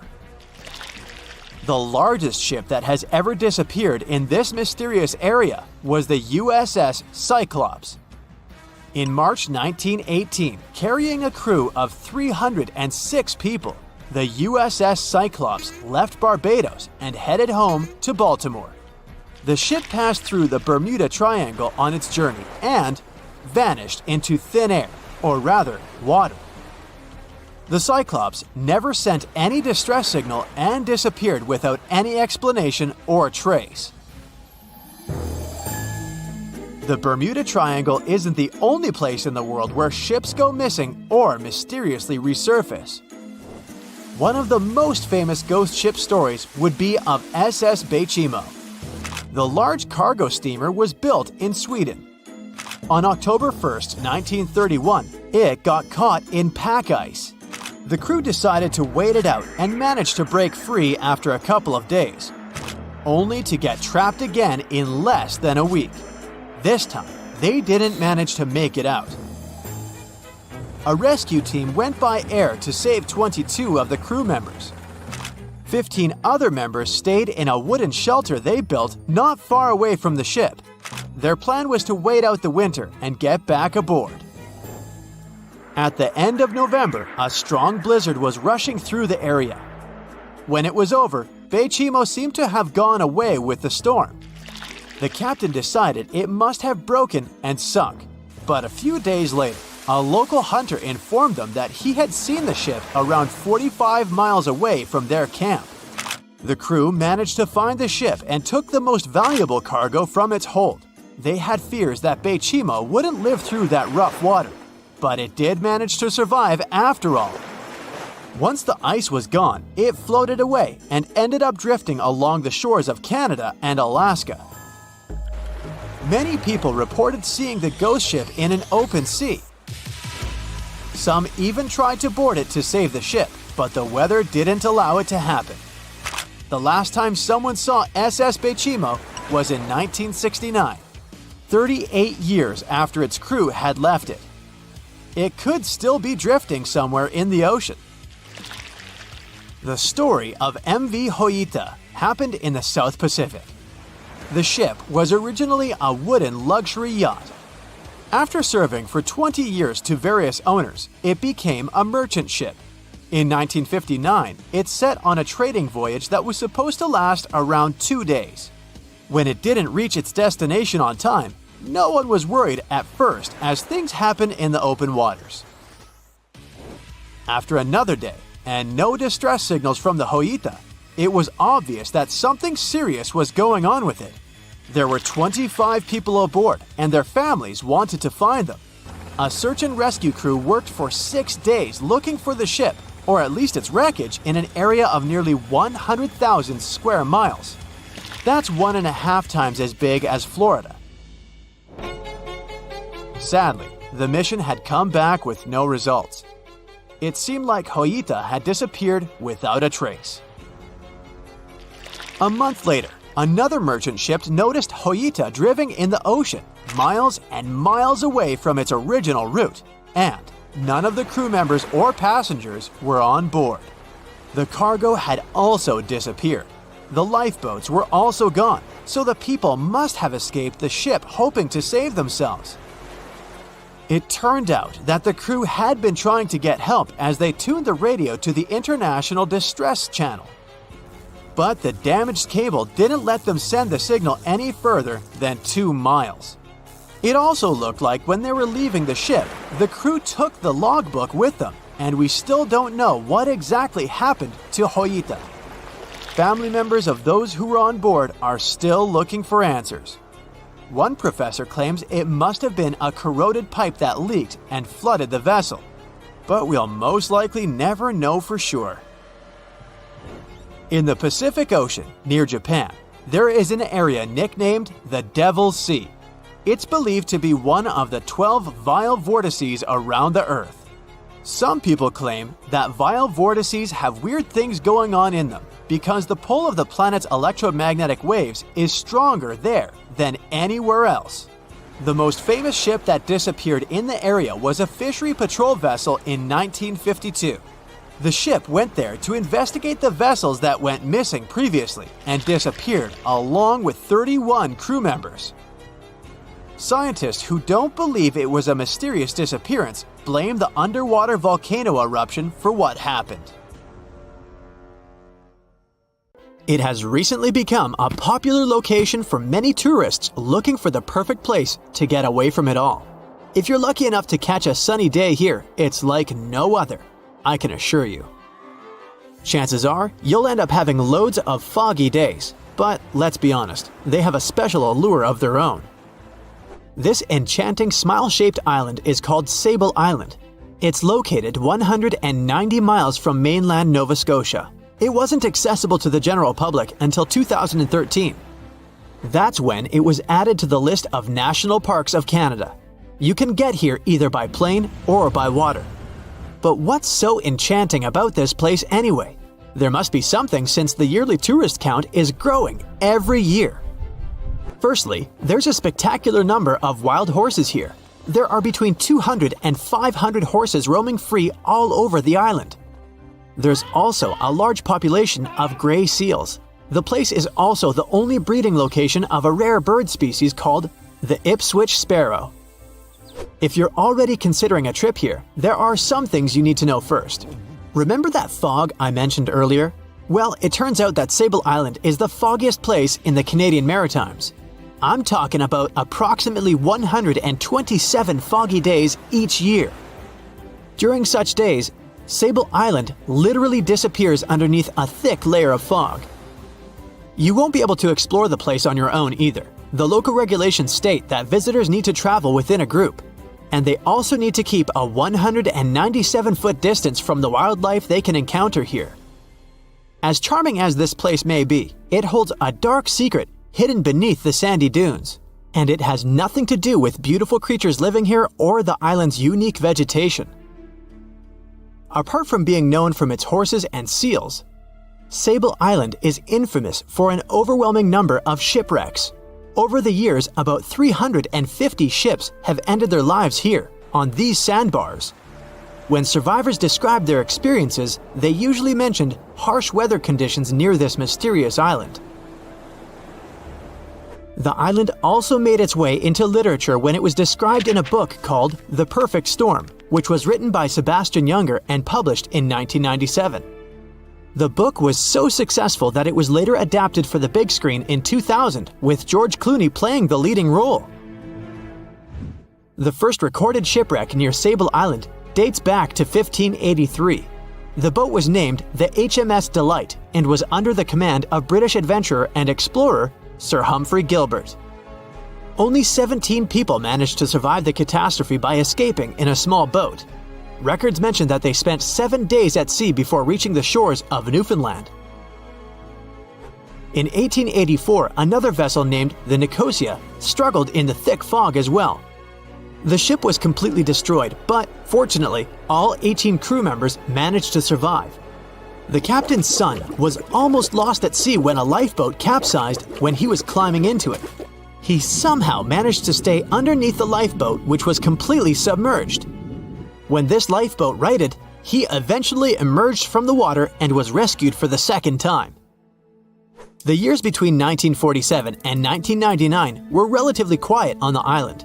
In 1999, though, a yacht called the Merrimack ran aground near the shore of the island at about 2 a.m. on July 27th. The 40-foot fiberglass boat had a crew of only 3 people. Natural gas exploration workers, who were luckily not far away, rescued them. The crew managed to fly safely to Halifax the next day. The owner of the Merrimack tried to recover his boat by hiring local fishermen. Unfortunately, this operation was unsuccessful, since only the fittings of the yacht were eventually saved. It took no more than 6 weeks for the sand and waves to crush and completely break up the hull of the Merrimack. So what is it about this place that's so dangerous for boats? Does it have anything to do with the weather? Or maybe there's other forces at play? The explanation turns out to be a bit more complex, and it wasn't easy to figure out, at least not way back in the 1500s. First of all, the island is located close to one of the world's richest fishing grounds. Since it's also near one of the major shipping routes between Europe and North America, hundreds of vessels sail past it each year. The likelihood of shipwreck increases when there are so many boats roaming around the area. Sable Island is also in the way of most of the storms that move up the Atlantic coast of North America. It's no surprise that boats often get hurtled straight onto the shores of this island. The weather has a lot to do with it too. During the summer season, the warm air from the Gulf Stream creates a dense fog as it merges with the cool air by the Labrador Current that passes by the island. Other currents don't help the matter. Sable Island is next to the meeting point of 3 major ocean currents: the Gulf Stream, the Labrador Current, and the Belle Isle Current. Since the 1950s, radars and other modern navigation tools have been used on commercial vessels as well. Up until then, the sextant was the main instrument used to figure out a ship's location. It doesn't mean that sextants weren't accurate, but this instrument couldn't work properly without a clear view of the sun or stars, which means it didn't help much in dense fog, such as the one surrounding Sable Island, or when it was cloudy. Often during bad weather, the captain of a ship navigated, relying on their experiences and intuition based on the ship's speed and direction. That's why most of the survivors in shipwrecks near Sable Island said that the captain had simply miscalculated the ship's position, crashing into Sable Island by accident. This dusty, sandy land is as unfriendly to ships as it is to trees. There's reportedly a single tree on the whole island, and it looks a lot more like a bush. It's actually a pine tree. And since the famous island horses don't see it as much of a food source, it somehow managed to survive. Reports say that the tree was planted back in the 1950s.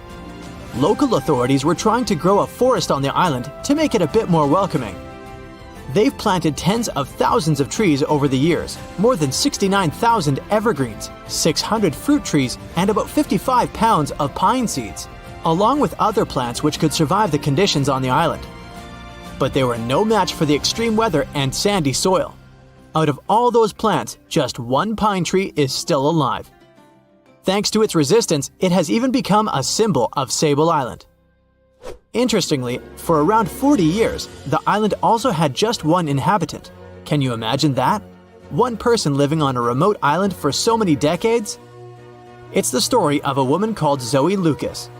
She chose to surround herself with the only residents on the island: the horses, the gray seals, and the many species of birds. An esteemed naturalist, she mentioned in an interview she gave back in 2017 that she was used to living on the island and that she never got lonely. To survive here, she had to put together an essentials kit. It included a notebook to take notes and a pair of binoculars to study the wildlife. You can safely assume she wasn't scared of the intimidating surroundings, since she decided to eventually call this place home. At first, Zoe wanted to set up camp on one end of the island, near some abandoned buildings. But eventually, she settled in a wooden house near a bunch of sand dunes. A Canadian institution called the Meteorological Service of Canada put together the simple construction back in the 1940s.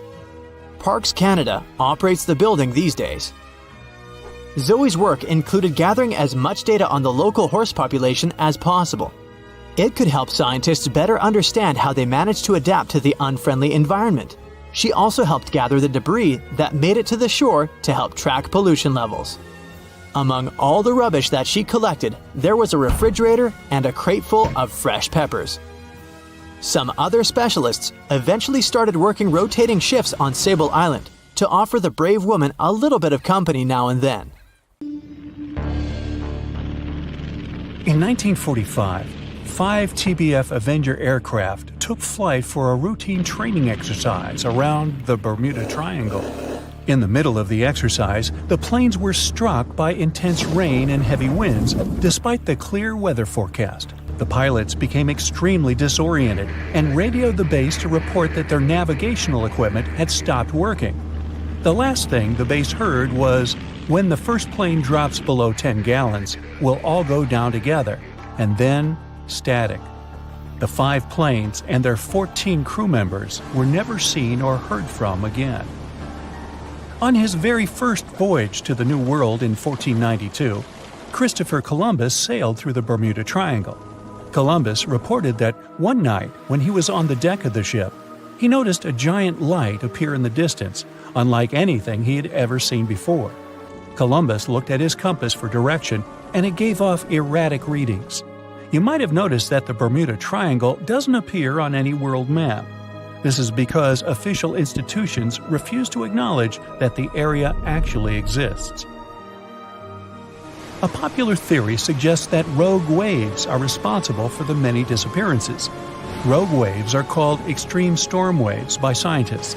They occur when different weather patterns take place at the same time and cause large, unexpected waves. Witnesses say that the waves look like giant walls of water. These waves could explain why ships go down fast and without leaving any trace. The Bermuda Triangle is home to some pretty intense and unexpected weather. Storms build up quickly and unexpectedly, then disappear soon after. If you blink, you might miss it. This could explain why few distress signals are issued. Pilots and sailors never saw the weather coming. No one knows exactly how many ships and planes have disappeared in the Bermuda Triangle. The rough estimate is 50 ships and 20 planes. Most of the time, the disappearances had no explanation and no wreckage has ever been left behind. Another bizarre theory trying to solve the Bermuda Triangle mystery comes from Charlie Berlitz. He insists that the area is home to the lost city of Atlantis. The missing ships and planes and malfunctioning equipment, according to him, were all caused by rays of energy let out by the special energy crystals that power Atlantis. While this sounds silly, Berlitz's theory was convincing enough that over 20 million people bought his book worldwide. In the year 1800, a large sailing vessel called the USS Pickering departed from the U.S. on its way to the West Indies. The ship sailed into the Bermuda Triangle along with its 90-man crew and was never heard from again. The USS Pickering was the first ever confirmed ship to vanish in the Bermuda Triangle. It's believed that the ship was taken out by a storm, but because no wreckage was ever found, we'll never know for sure. When the TBF Avenger planes went missing, a massive search operation was conducted. Boats and planes searched the Bermuda Triangle for any signs of the aircraft. One of the boats searching was a PBM-5 Mariner airboat. The airboat took flight at 7:27 p.m. and called in a routine radio message 3 minutes later. Then, it was never heard from again. No trace was ever found of the rescue airboat or the 5 Avenger aircraft. An enormous investigation was launched into the disappearance of all these vehicles, but nothing was ever discovered. This particular area of the ocean is one of the most heavily traveled shipping routes in the world. Some skeptics believe that this fact solves the mystery. Statistically, the busier the area, the higher the frequency of accidents and disappearances. While this makes sense, it's not the frequency of disappearances that's responsible for the mystery of the Bermuda Triangle. It's the lack of explanation or wreckage found. On the ocean floor, decomposing organisms let off large concentrations of methane gas that gets trapped under the water. This gas can build up until, boom, it ruptures. The gas surges up to the surface and erupts. If a ship was in the area of one of these ruptures, the water would become much less dense and cause the ship to sink rapidly and without warning. Scientists believe this could be the cause of the many disappearances in the Bermuda Triangle. While this theory makes a lot of sense, it doesn't seem too likely. The U.S. Geological Survey has stated that no large releases of gas are believed to have occurred in this area for the past 15,000 years. The ocean floor is made of rocks containing a lot of magnetite. It's more like iron. Magnetic fields react to high concentrations of magnetite on the ocean floor, which may start a sort of conflict between the two. It can often lead to various weather anomalies and, as a result, navigation issues. And, naturally, any changes in the ocean floor or the Earth's magnetic fields influence the Bermuda Triangle a lot. Since the magnetic field is constantly moving, it might be also taking the Bermuda Triangle with it. Now that people know where the triangle is, it's easy to avoid it. It supposedly moves eastward together with the magnetic poles, but scientists still can't answer where exactly it will be in a couple of years. Some people blame all the disasters on the extraterrestrial paranormal activity. Others suppose it's all about raging natural phenomena. There's another triangle in Lake Michigan. Just like the one near Bermuda, the Michigan Triangle got its shady reputation for some disappearances. The first recorded one dates back to 1679. A large vessel, one of the largest of that time, set out on an expedition. Yet once it got in the sinister triangle, it never came back. Much later, an aircraft disappeared in this triangle. The skies are usually very clear there, but back in 1883, some people witnessed abnormal things in the area. Some claim to have seen large blocks of ice falling from the skies, and the crew even managed to save one as hard proof.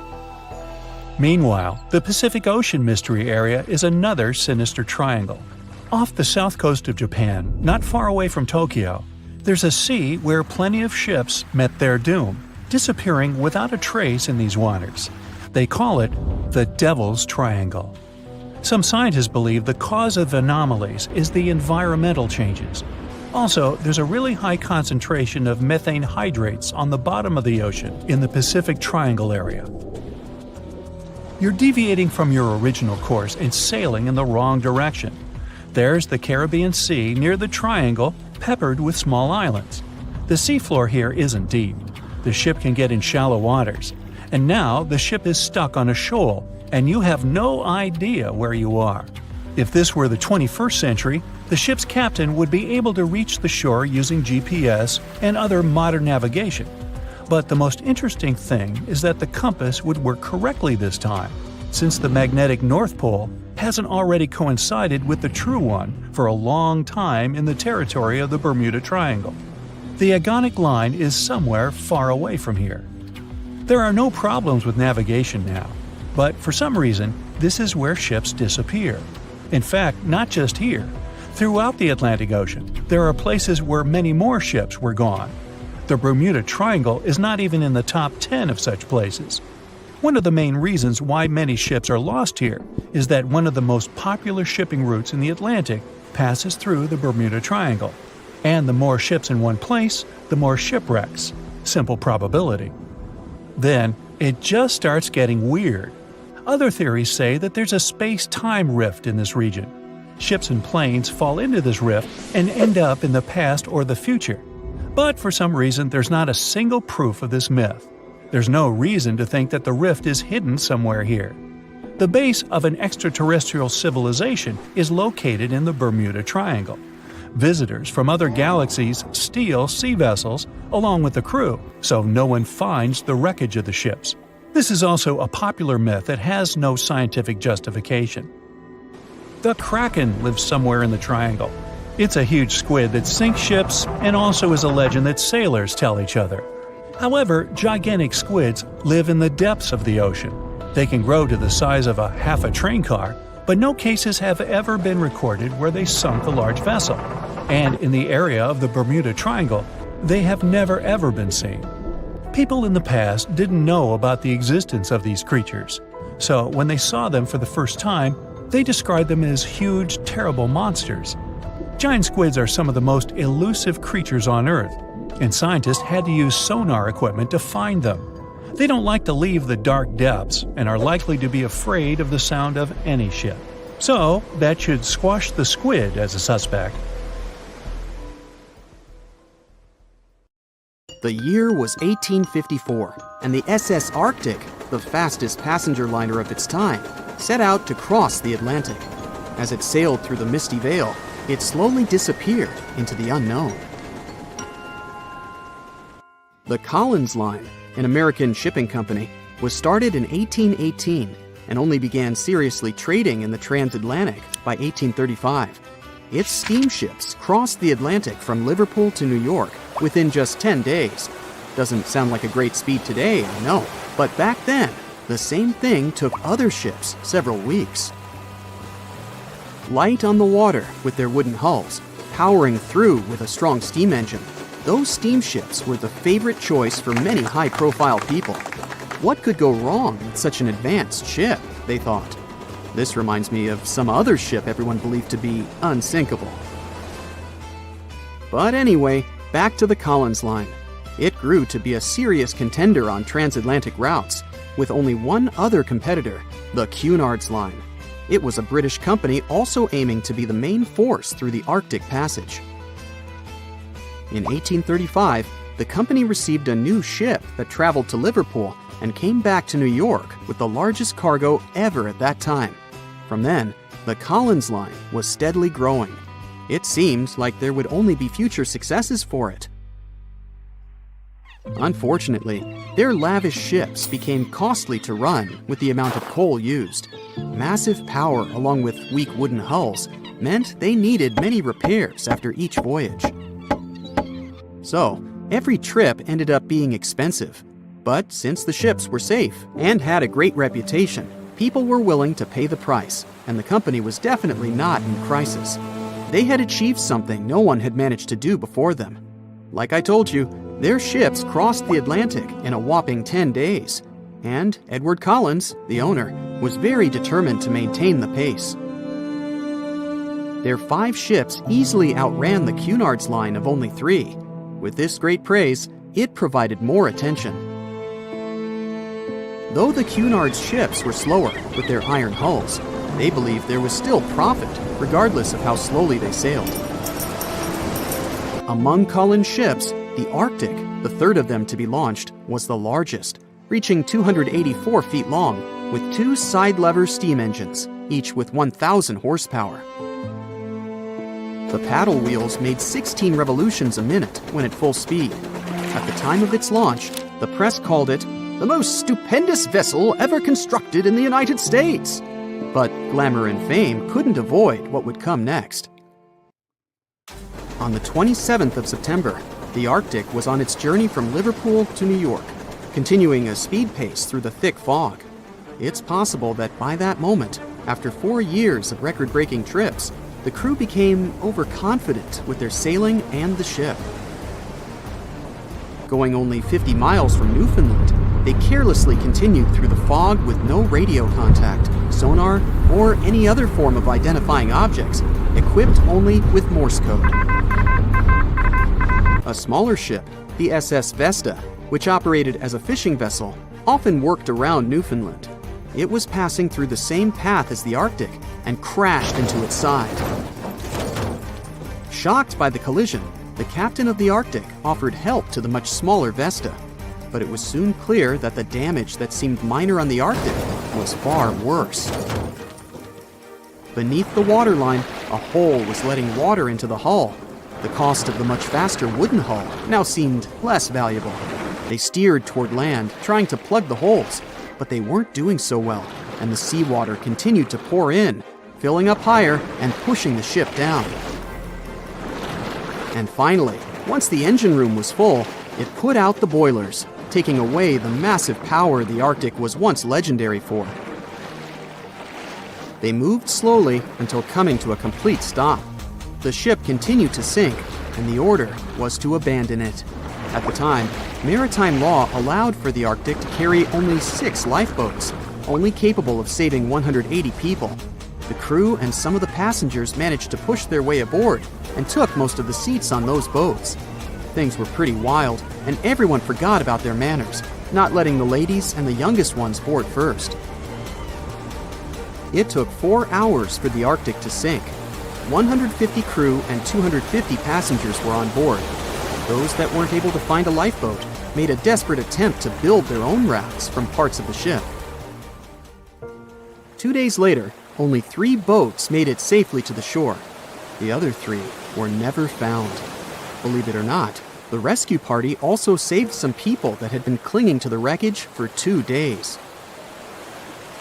Unlike the crew, the captain went down with the Arctic, but amazingly survived. He would be only one of 85 people that made it, out of the 400 on board. When the news arrived 2 weeks later, the public responded with great sadness to the losses. Great anger soon followed towards the poor safety measures in the crew. The press published demands to change the laws for more lifeboats. It only made sense to have enough for every person on board a ship. But they ignored those requests. This neglect would lead to more disasters in the future. Enough lifeboats would only come into maritime law some 60 years later, after the disaster of the Titanic. Edward Cullen's wife and 2 children were also aboard the ship and didn't return. He was heartbroken, but didn't stop running his business. The Collins line still had a reputation to uphold, the biggest, fastest, and most luxurious on the Atlantic. Edward Collins would now build an even better ship than any other. It was named the Adriatic, and it was the largest ship in the world, 354 feet long. With 2 alternating steam engines that had never been built of this size. These steam engines at the time were at the height of engineering, though today you can only see them in models and toys. With the new addition of 2 masts, the Adriatic would also be able to sail if needed. Luckily, they made some lessons from the disaster of the Arctic. But before their new ship, the Adriatic, was built, another disaster had occurred. the sister ship of the Arctic had also sunk. They believe this second ship was desperate to stay in front of the Cunard's line and hit an iceberg somewhere during the race. This weird contest took the lives of 141 people. The desperation of Collins and his weakly built hulls pushed the company towards bankruptcy in 1858. The newly built Adriatic, costing over $1 million, had only made one voyage in the end. And even that voyage was considered a disaster. The ship collided with a tugboat. It still managed to finish its maiden voyage at a suitable time. After the company had gone bankrupt, they had to sell the ship for only $50,000. They removed the great giant engines, replacing them with only sails. Although it was once the greatest ship on the high seas, it was only 30 years later until it was abandoned, labeled irreparable, and anchored in a river. The other remaining ships were also sold and only used for parts. Edward Collins left the industry altogether, seeking work on dry land instead. As the Collins line was no longer in the mix, the Cunards would grow in strength. Without competition, they would win the Blue Riband for the next 30 years, and 180 years later, after producing hundreds of ships. They still have a constant presence on the seas as they provide transatlantic crossings, world voyages, and leisure cruises. To this day, the Cunard line is the only one to run ships between Europe and America, and it's great proof that it's not always the fastest that's the best. They say nothing is ever lost, and it's true. Let's discover ships frozen in time. The first one is truly fascinating. Here, the Antikythera shipwreck. It's a Greek trading ship from the 1st century BCE. It's located on the east side of the Greek island of Antikythera and at the merging point of the Aegean and Mediterranean seas. Around 2,000 years later, in 1900, a group of Greek sponge divers discovered the wreck. They were going to Tunisia, yet they were forced to find shelter from a storm on a nearby island. Since they couldn't go anywhere due to the storm, they decided to look for sponges until the weather got calmer. One of the divers discovered the shipwreck at depths of around 130 feet. Imagine someone going for a sponge hunt, but getting out to the surface with archaeological treasures.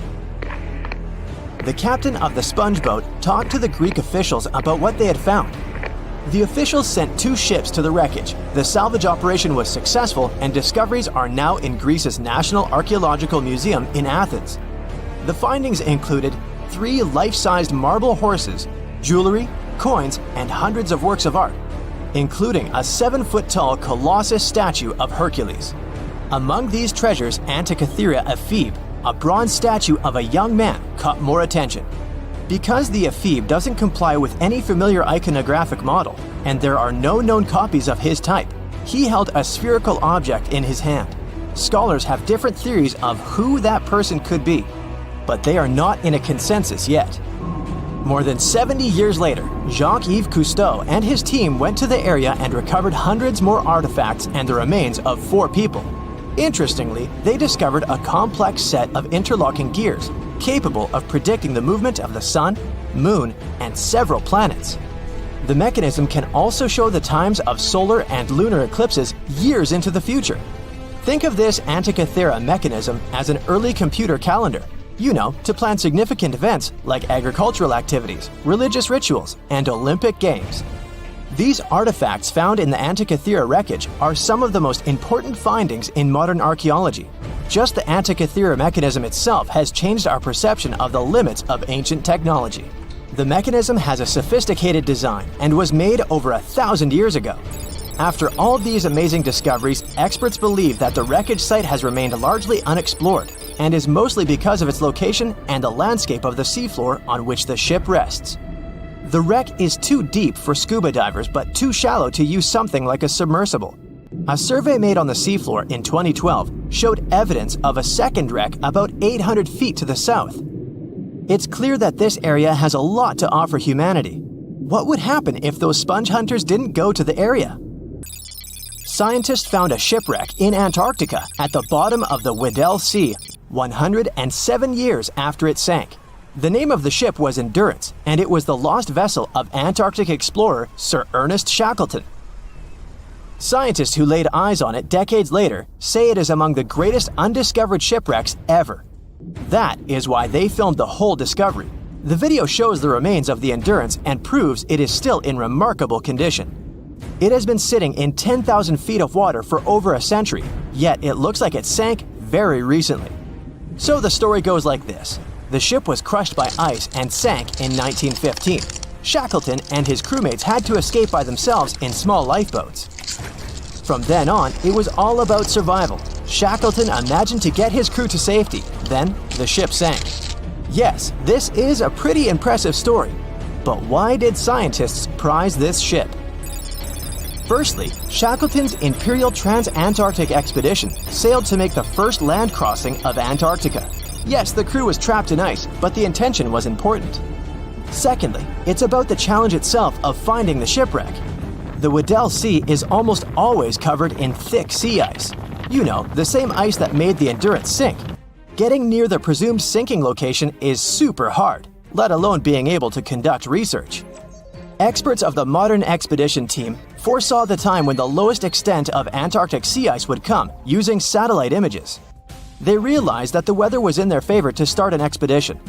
Dr. John Shears said that they have successfully completed the world's most difficult shipwreck search, fighting against constantly shifting sea ice, blizzards, and temperatures decreasing to negative 0.4 degrees Fahrenheit.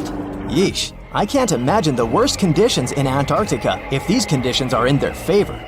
Lastly, look at this. It's timbers. They're very much intact. Plus, you can read the ship's name. It's still visible. Marine archaeologist Menson Bound says that this is the finest wooden shipwreck he has ever discovered. He has 50 years of career experience, so I believe the guy. So how come the wood is not rotten? Dr. Michelle Taylor, a deep-sea polar biologist, said that there has been little wood deterioration because the wood-munching animals are not in this forest-free region of Antarctica. Workers of a coal mine in East Serbia discovered 3 shipwrecks that had been there for at least 1,300 years. The largest shipwreck is an ancient Roman fleet. It's around 50 feet long with a flat bottom. It's estimated that the ship could carry a crew of 30 to 35 people. Looking at its hull, you can see the marks of repairs.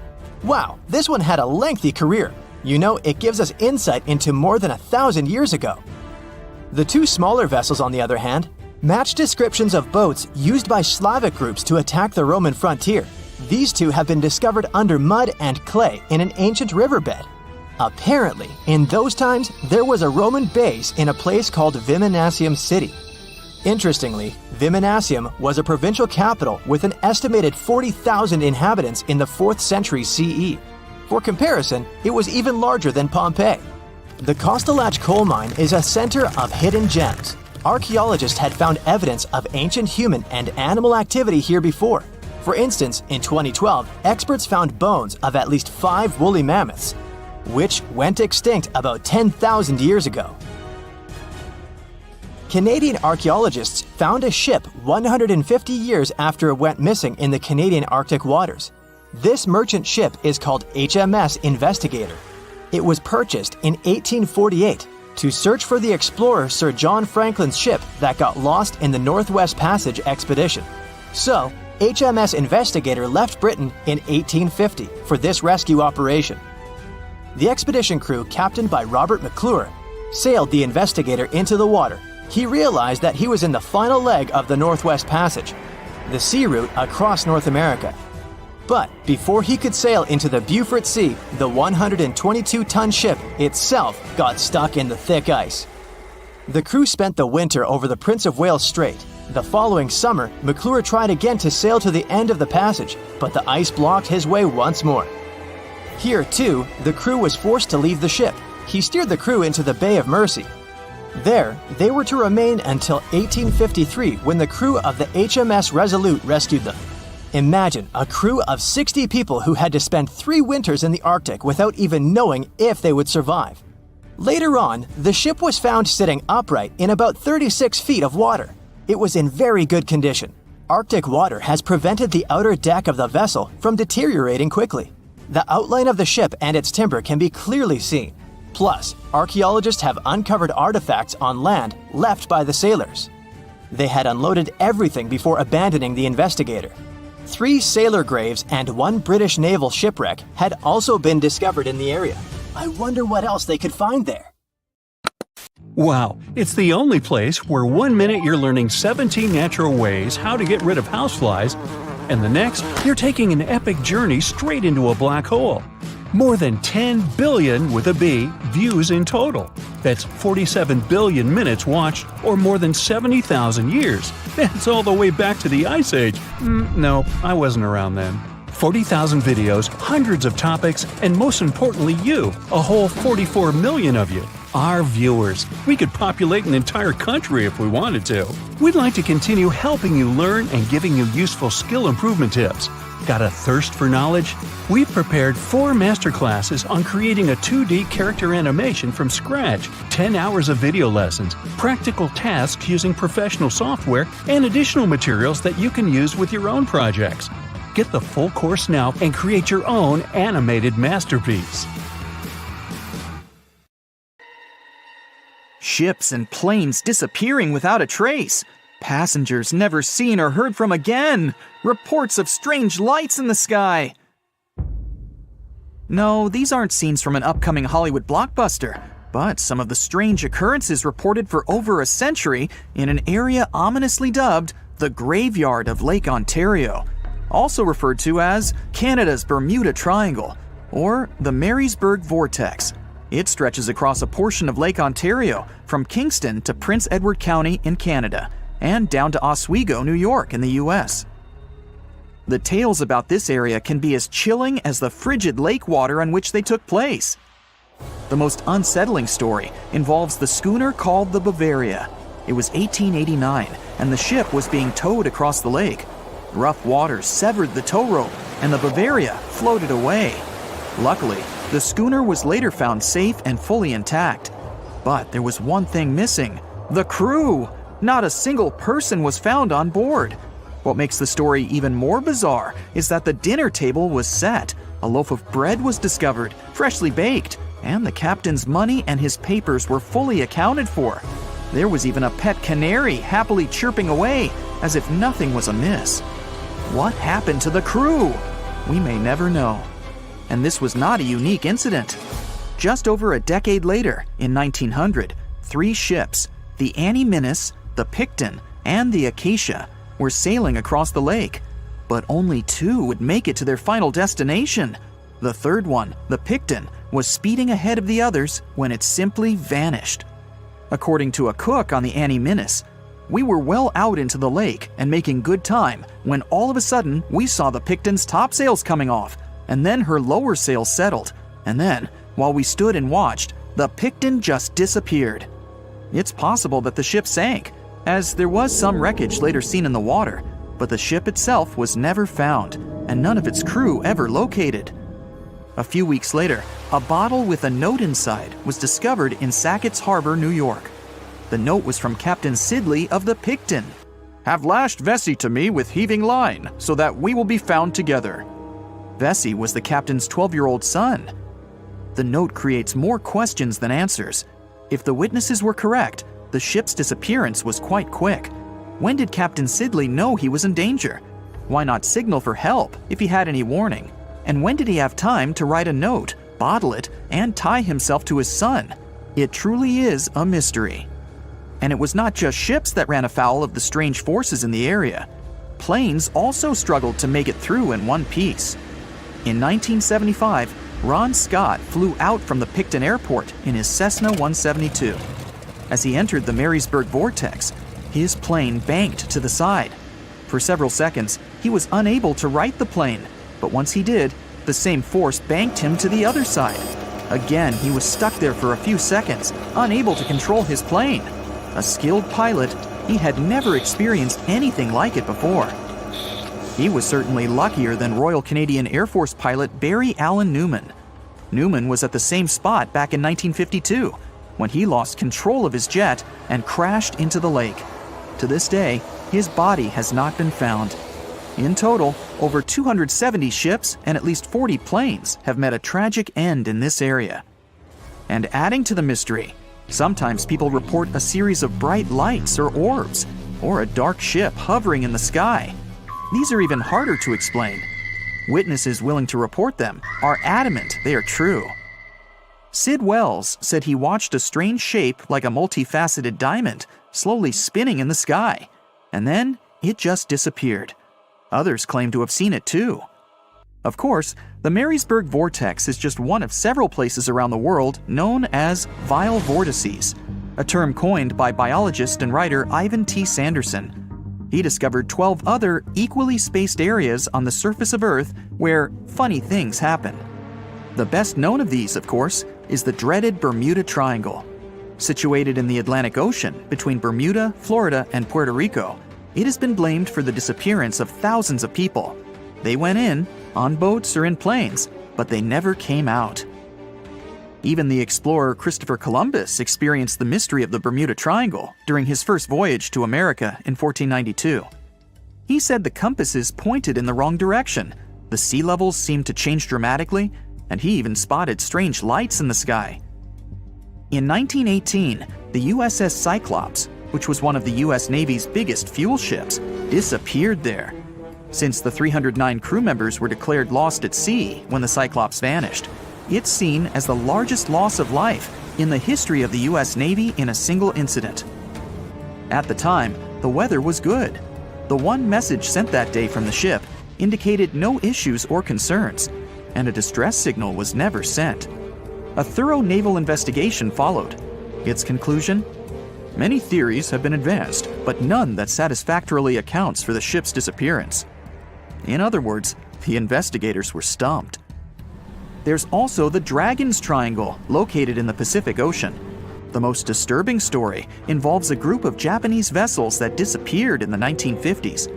When researchers were sent to investigate what happened, they too disappeared. In each case, it's impossible to truly know what occurred, and it's easy to get caught up in stories of giant sea monsters lurking beneath the waves. Who doesn't like a good scare? And Sanderson was willing to accept the possibility of such stories being true.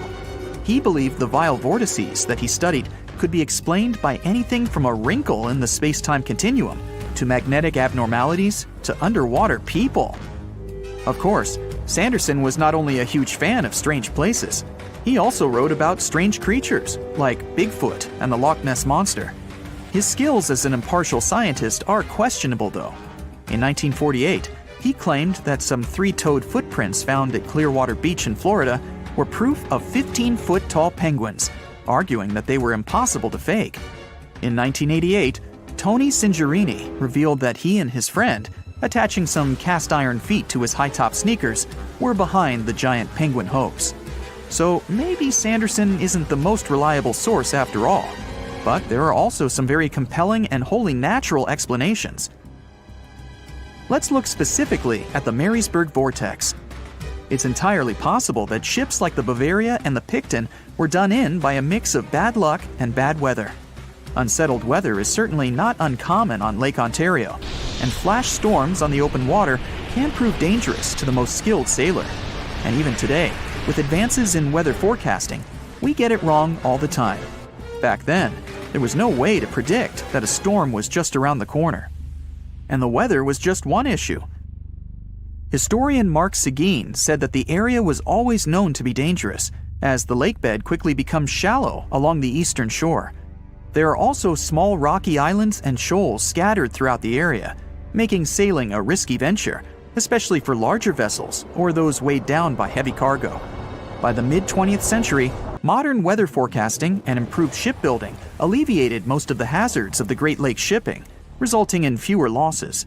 The last major shipwreck in any of the Great Lakes was that of the SS Edmund Fitzgerald, which sank off the coast of Lake Superior in 1975, with 29 crew members going down with it.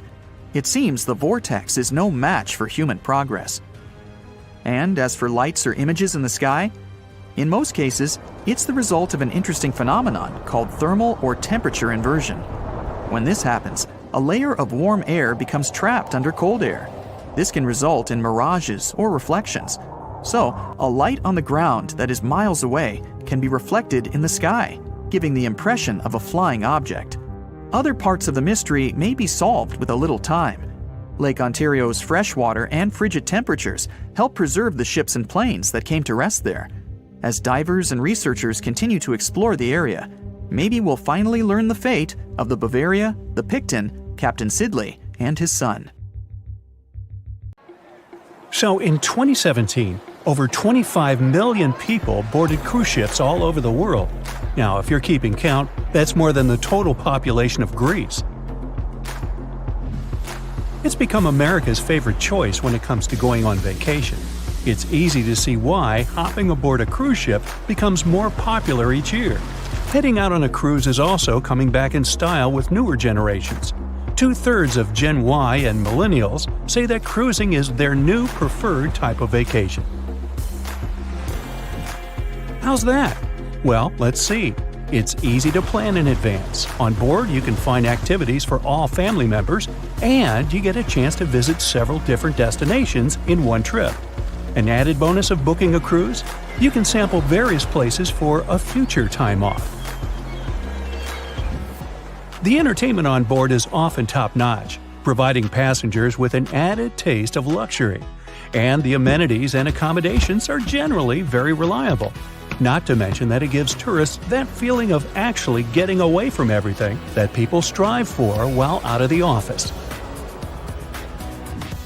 Royal Caribbean International is one of the largest cruise lines in the world, with just over 19% of the cruise market as of 2018. Its current fleet is divided into many different classes of ships, including the Voyager class, Radiance, and Quantum. The latest addition to the Royal Caribbean International's impressive fleet was built in 2018. Wonder of the Seas is now the largest cruise ship in the world. Since this spectacular liner has just had her maiden voyage in March 2022, let's look at some of the incredible perks it has to offer its passengers. For starters, the boat is so big that it had to be split into neighborhoods. Well, it figures since Wonder of the Seas can accommodate almost 7,000 passengers. Fond of New York? Well, no worries. Wonder of the Seas has a central park of its own, with an estimated 10,000 plants to check out. The ship's central park is a feature of all Oasis-class ships, being one of the so-called neighborhoods.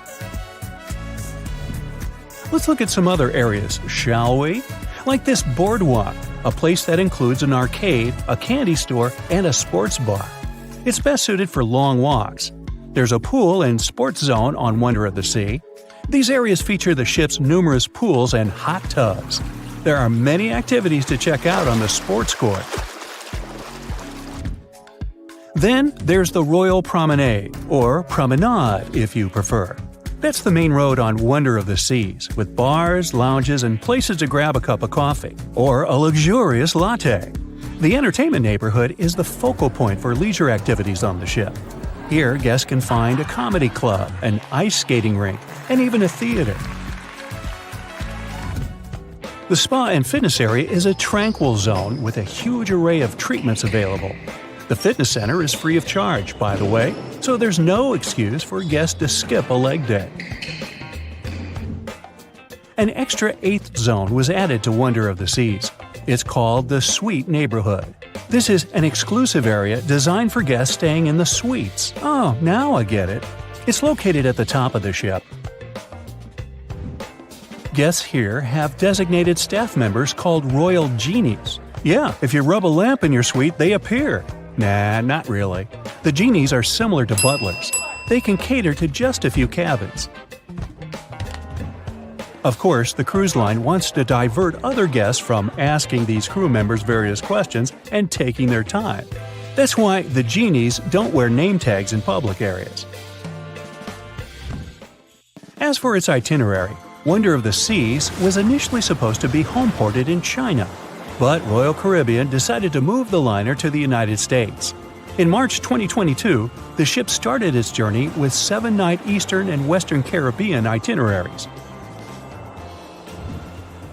In May 2022, Wonder of the Seas is scheduled for a trip to Europe, with Western Mediterranean cruises from Barcelona and Rome planned for its guests. Passengers will also be able to visit Palma de Mallorca, Spain, and Capri, Italy. When the summer season is over, Wonder of the Seas is scheduled to return to Florida to offer year-round sailing starting November 2022. And by the way, there is no truth to the rumor that a special cruise only for highly allergic and hay fever sufferers will be called the Wonder of the Sneeze. Nope, not at all. Now, it's hard to imagine a ship so massive that can accommodate so many amenities on board.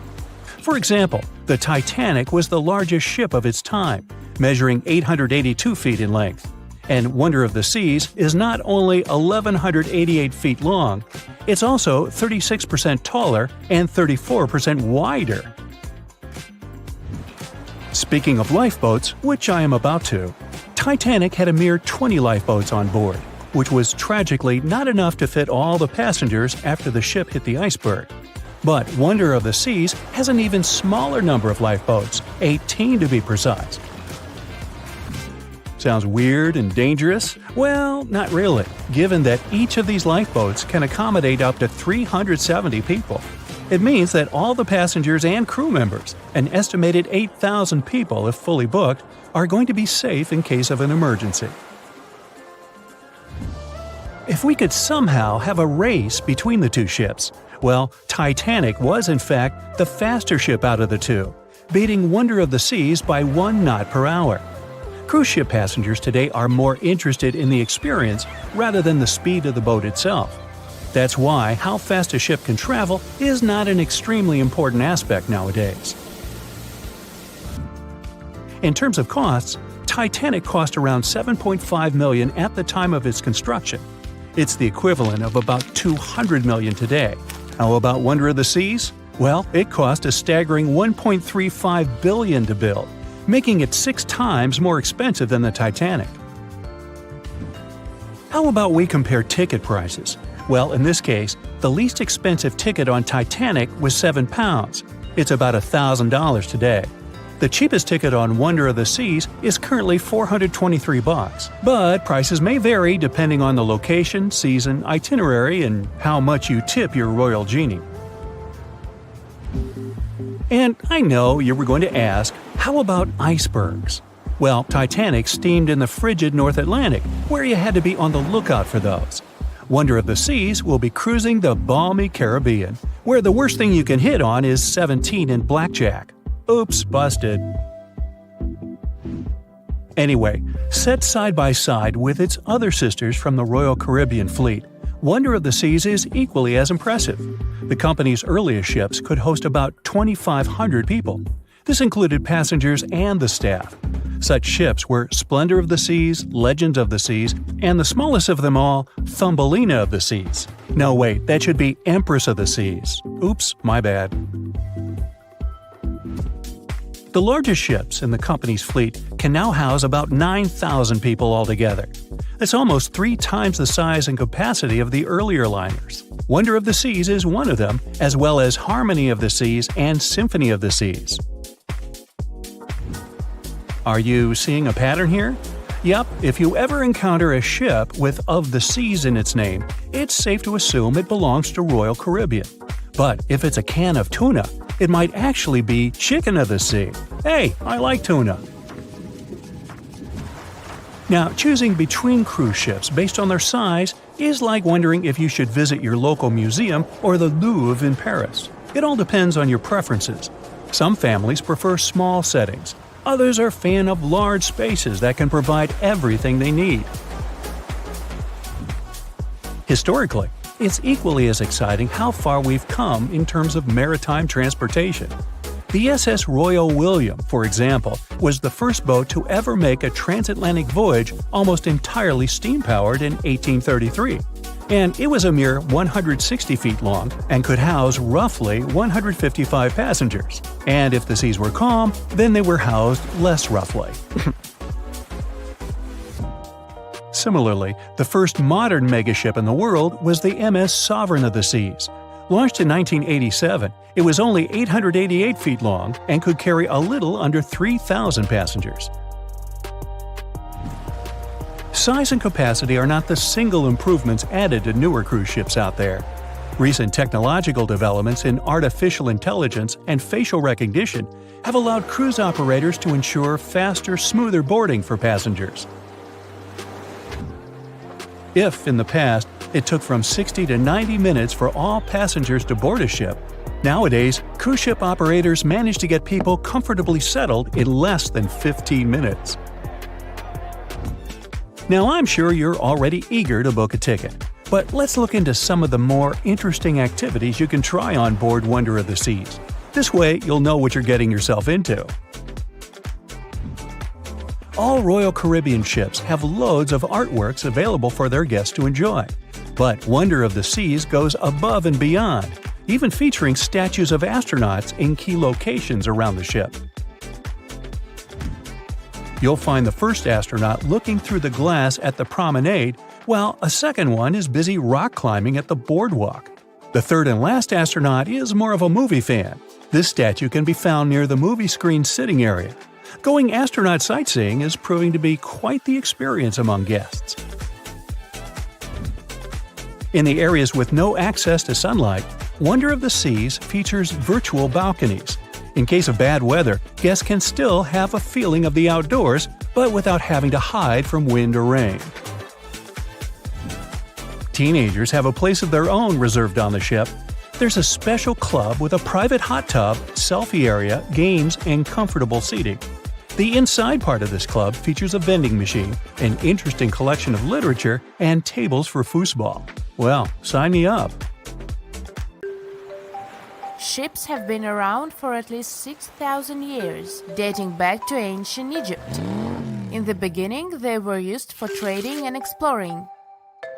Ships as an attraction became a thing only a bit over 100 years ago, but the first cruise ship wasn't the infamous Titanic as you might think. The first cruise ship that took passengers on a voyage was a German ship called Prinzessin Victoria Louise back in 1900, and it served for 6 years. Modern ships are of course more advanced, but they still have a limited lifespan. They usually serve for about 30 years. A ship much older than that isn't considered safe and stable anymore due to the metal fatigue, most often of the ship's hull. After ships finish their lifespan, they retire and get sent to a shipyard, where they get scrapped. Most famous and beloved ships have a better fate. They get turned into hotels and attractions.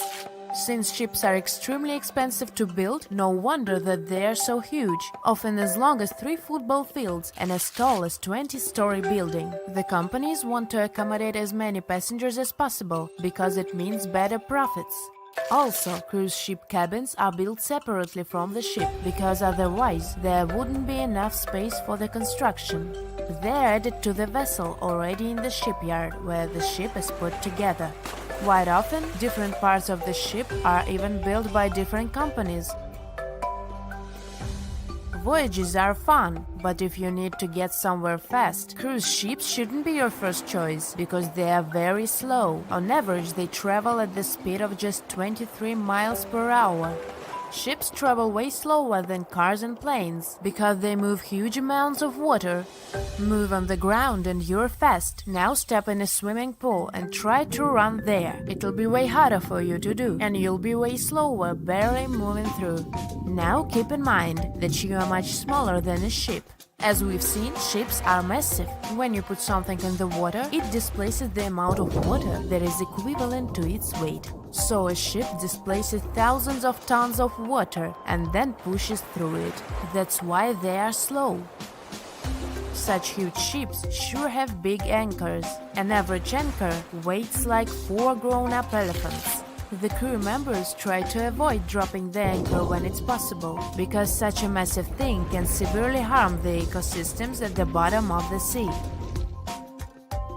When boarding a ship, the first thing we have to notice is lifeboats. The Titanic was designed to carry 64 lifeboats, but it only had 20 of them. The rest is history, but ever since what happened to the Titanic, ships are required to have safety equipment to accommodate 125% of the people on the ship. So, it's even more than required, just to be on a safe side. But here is a story. In 1915, 3 years after the Titanic sank, a cruise ship called SS Eastland, which was loaded with extra lifeboats and rafts, sank under the heavy weight of all that extra equipment. But don't worry, it never happened again. Even though modern cruise ships are very safe, it's good to be prepared. So let's take a look inside one of those lifeboats. Firstly, they are orange in color, and it's not just some orange. This one has a special name, International Bright Orange. Of course, there is a good reason to use it, better visibility.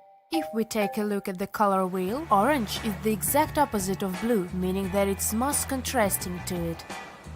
So, in between the sea and the sky, which usually appear blue, an orange boat will be the most visible. Life jackets and life preservers are orange for the same reason, as you might have guessed. But International Bright Orange only became a requirement in 1962. Before that, the life jackets were mostly white. For example, look at those life jackets. These are the ones that were used by the passengers on the Titanic. But white isn't a good choice at all. It's particularly hard to spot a white life jacket and a white lifeboat on a white-capped sea. All the equipment inside the lifeboats must meet international requirements and must be kept in good condition. So, the crew members are required to do maintenance every 3 months to avoid any rupture and damage of the lifeboats and everything in them. Firstly, there is a fresh water and food ration, for obvious reasons. Then there is a portable compass, which helps determine the direction in which to steer it. The next thing is a signaling mirror.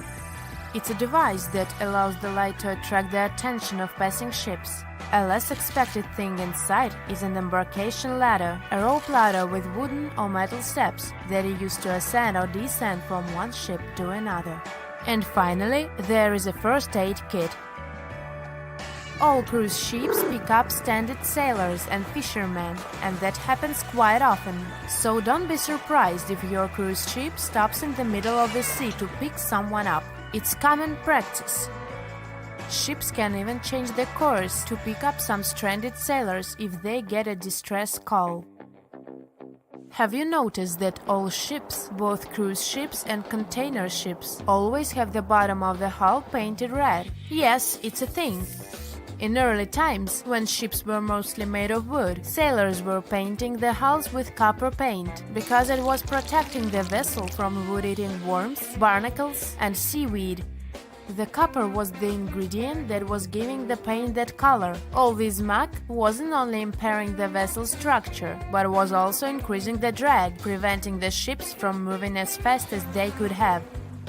So, protective paint is important to reduce the number of barnacles that get accumulated. These days, of course, hull-protecting ingredients can be added to any kind of paint, and there is no practical need to paint the bottom of the hull red, but it's still being done to honor the old tradition. Still, even the most modern paint doesn't allow to completely avoid the growth of barnacles on the hull. Also, most ports don't even allow you to scrape those off the hull once you dock. That's because the ships that arrive from faraway waters can bring along non-native species of seaweed and other organisms which can severely harm the local ecosystem. Crew members sleep in that lower part of the ship, the underwater one. It's called a B-deck, and there are dorm-style rooms in the hull just for the crew members. Also, you might have noticed that there are numbers painted vertically on the side of the hull. The red background helps them stand out more, which is important since those numbers are crucial. They help you understand how much load the ship is carrying. The more weight there is on board, the lower in the water the vessel will sit. If you watched movies about pirates or heard sailors talk, you might have noticed that the ships are referred to as she and often have female names. It is an old tradition to consider a ship as a female figure, most often a mother or a female deity that is guiding and protecting the crew. It is also believed that the name of the ship brings good luck to the ship, as well as to the crew and the passengers. People who spend their lives in the sea have many superstitions regarding boats. Finding a cat aboard is considered good luck, even if the cat is black. They are very handy because they hunt mice, therefore keeping the ship clean and safe. But bananas aboard is a no-no. It's especially common among fishermen. They believe that if there are bananas in the boat, the fish won't. Have you ever wondered how containers on a cargo ship remain intact throughout the whole journey? Let me answer this question and tell you about other cool ship facts. Meet Unsinkable Sam. Sam's goal was to prove the saying, "Cats have 9 lives." This animal survived 3 ships sinking. He was originally named Oscar, but got nicknamed Unsinkable Sam. You probably get why. The first time the ship he was traveling on sank, Oscar was found by the crew of another ship when he was floating on board. He remained on that ship for a couple of months, but then the vessel also sank in 1941. The cat was then saved by another ship. The crew there had heard the story of the animal and called him Unsinkable Sam. His marine journey ended when the crew sent him back to the UK. The story checks out, but some people question whether it's true. Sailors had to spend months on their ships, so it was natural that they told strange stories or believed in superstitions. One thing is clear though, sailors loved cats and welcomed them on their ships. Besides being cute floofs, cats were very effective in terms of hunting rodents. You can take it as you wish, a hoax or a true story. I'm leaving Sam in the 40s and returning to the present day. How come ships have internet in the middle of nowhere? Since there are no towers or cables around, satellite connection steps in. Satellite services provide direct internet connection via hardware installed on the ship. This hardware is a must. It's not as cheap as our home Wi-Fi. The installation charges for the entire ship's internet are around $600. And the price of the hardware depends on such things as the size of the ship and how much internet it's going to use. This is not the only option. Wireless devices are also popular. Yet they can access the internet only when they're close to ports or other places where networks are available. The Titanic was a giant luxurious hotel for some of its passengers. You may have heard that it had lots of amenities you could use, even its own newspaper. Yep, it was called the Atlantic Daily Bulletin. It was published on the ship. The paper had news articles, advertisements, and the latest stock prices. It also mentions daily menus, horse racing results, and society gossip. Where ships get fuel is also a good question. There aren't fuel stations floating in the ocean. Bunkering is the answer. Ships use different kinds of oil for different purposes. Bunkering is loading fuel onto a ship. This process takes place at ports. The storage and provision of the ship fuels can be made by tankers. Currently, Singapore is the largest bunkering port in the world. Imagine you're on a cruise ship and you need to use the toilet. What happens after you flush? The sewage goes to a place called an onboard treatment plant. There, the waste is filtered. Then it moves to another chamber. This chamber cleans the waste and sterilizes it. Lastly, the waste is dumped into the ocean when it's clean enough. Those substances that don't go through the filter are kept on the ship. A ship gets rid of them when it arrives at a port. Speaking of toilets, I must mention that wastewater is color-coded on cruise ships. Every person on a cruise uses 40 to 50 gallons of water each day. That's why there might be too much wastewater. So, over the years, some solutions have been found to reduce this amount. Water is coded as black and gray. Black water goes from toilets, and gray water comes from the laundry, showers, kitchens, etc.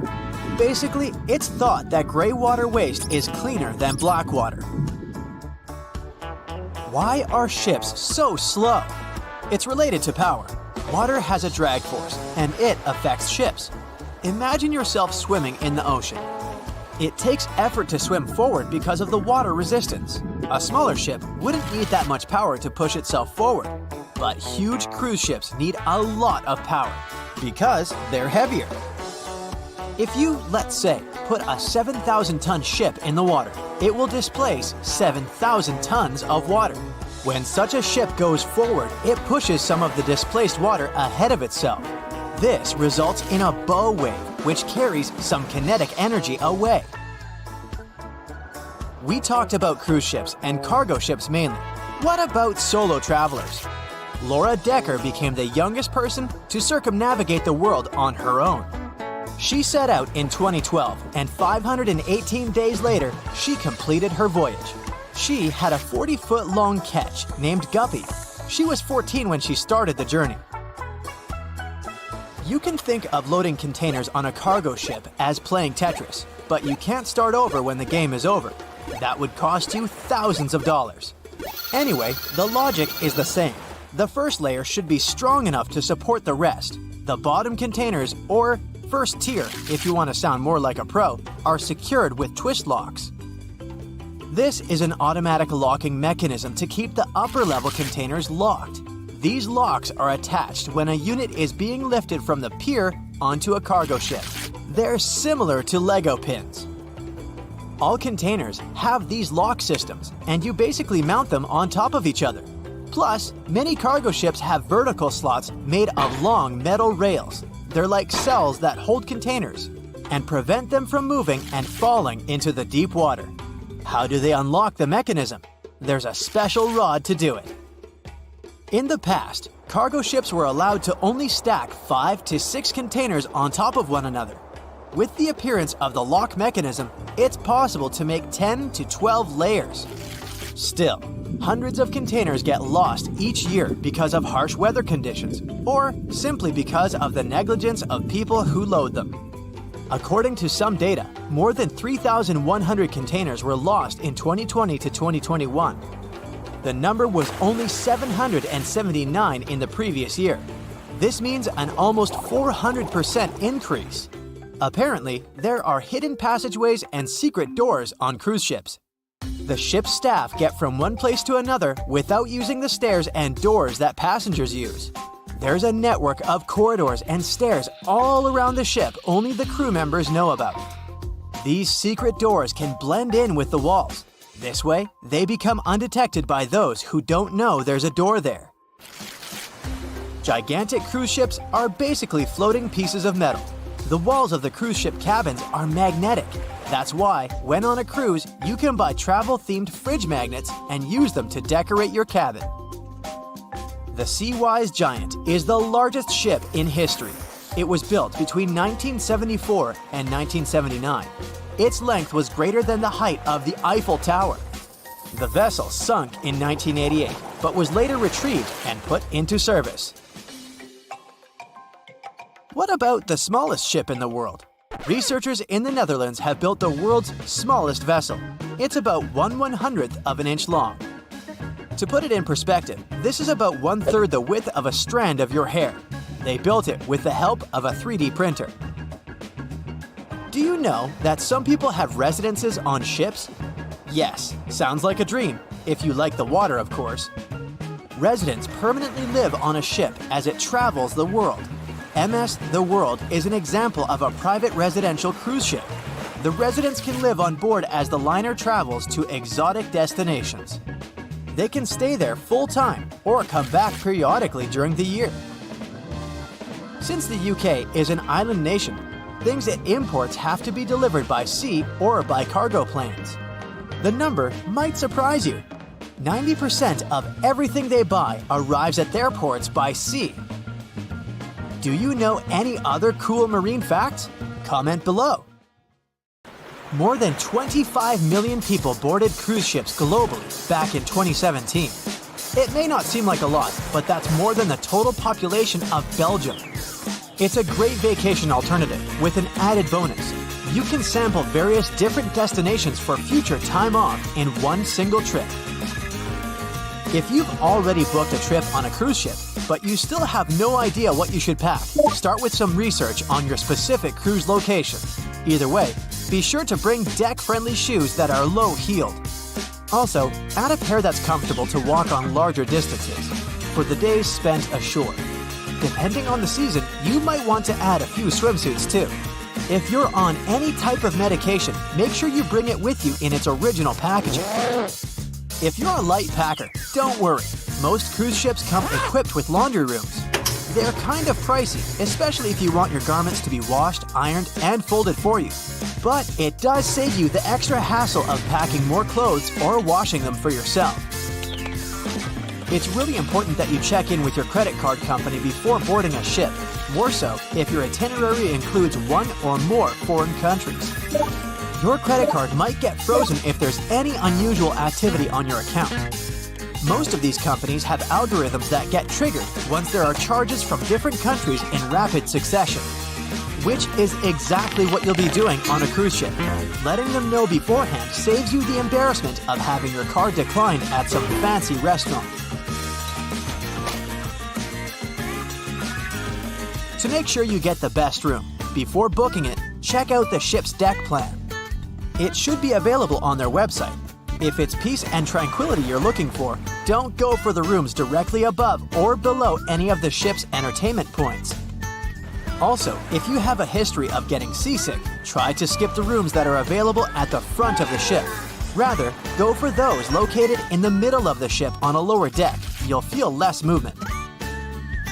If it's your first time going on a cruise, you might be surprised to know that some cabin rooms don't have windows.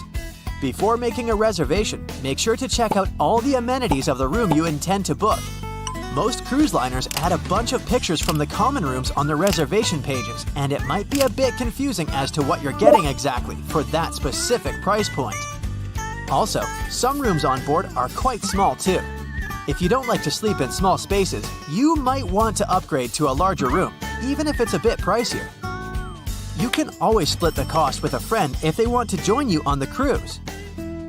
With the help of modern technology, even if a specific location doesn't have windows, it doesn't mean you can't watch the waves. How, you might ask? Fancier cruise ships feature a secret, added bonus. In the areas with no access to sunlight, specialists have built virtual balconies. These high-tech screens work by showing you what's going on outside in real time. They have an added benefit too.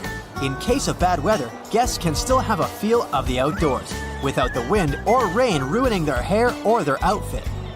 It may not be the real deal, but it still beats getting claustrophobic on board. Planning on going on a budget cruise? It might not be such a bad idea, especially if you're on the lookout for last-minute upgrades. You might even end up vacationing like a millionaire without having to spend money like one. These upgrades sometimes include things like a private balcony in your room, maybe some spa services, or even better prices for high-end meals. If they aren't all booked by the time people board the ship, they might be open for the rest of the passengers for way better prices than initially listed. There might be hidden freebies on board if you pay close attention. Things like complimentary pastries on board late in the morning or a late-night cup of tea on the house might be some of the things offered to guests. You only need to ask. You might want to check out what other tourists are doing. Some people with more experience cruising can offer pretty great tips and tricks. Don't be afraid to start a conversation if you see someone getting something for free. Some cruise ships do go all the way on the fancy dial. They even have exclusive areas designed for guests staying in expensive suites. Most of the time, they're located at the top of the ship. On one particular cruise, these types of guests have designated staff members called Royal Genies, which are similar to butlers. They can cater to just a few cabins. Since the cruise line wants to divert other guests from asking them various questions, which will take time away from their assigned guests, the genies do not wear a name tag in public areas. Most common areas of cruise ships do require travelers to follow a dress code, but if you do your research in advance, you might find that some areas are more relaxed when it comes to what people need to wear. Most cruise ships require people to adhere to smart attire, which means pants with a collared shirt for men, or blouses and skirts, dresses, or stylish pants for the ladies. As for the travel destinations, be sure to research the ports you're about to visit in advance. You'll know what to wear, what the weather will be, and if you need to pack anything else, like an umbrella, or a beach towel. Stops on cruises only last for a few hours in most cases, so you'll want to get the most out of them. If that specific location includes museums or art galleries you want to add to your checklist, be sure to book in advance so you don't waste time waiting in lines. Some cruise ships even provide their guests with private tours of the ports they're about to visit. Do make sure to book them in advance if this is something you might be interested in, as the list gets pretty full quite fast. Independent tours are a bit more private. You can spend time with your tour guide and even ask more questions. Always remember to put your phone in airplane mode while on board. Most cruise ship horror stories involve cruising newbies that ended up paying thousands of dollars in cell phone charges while on ships, just because they forgot to turn it off. If you're the type of person that can't switch off their phone, be sure to check with your cell phone provider before traveling internationally. Some can provide special plans for limited amounts of time, without extra charges. You'll be free to chat, call, or browse YouTube videos without worrying you'll end up paying a fortune. Most cruise ships also provide you with complimentary Wi-Fi or Wi-Fi packages that can be purchased in advance, which are way more affordable. You can stick to communicating with your friends and family back home via FaceTime or Skype. People that have heard about the Titanic tragedy will always wonder what might happen if something goes wrong while on board. Let's take lifeboats, for instance. The Titanic had a mere 20 lifeboats on board, which were tragically not enough to fit all the passengers after the ship hit the iceberg. Some fancy cruise ships these days have an even lower number of lifeboats, anywhere from 15 to 18. Sounds strange? Well, not really, given the fact that each lifeboat can accommodate up to 370 people. Even the largest ships, which have an estimated capacity of 8,000 people if fully booked, including tourists and staff, are safe in case of an emergency.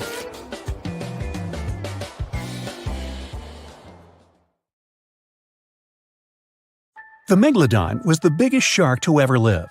Not only that, it's one of the biggest fish and the largest predator in Earth's history.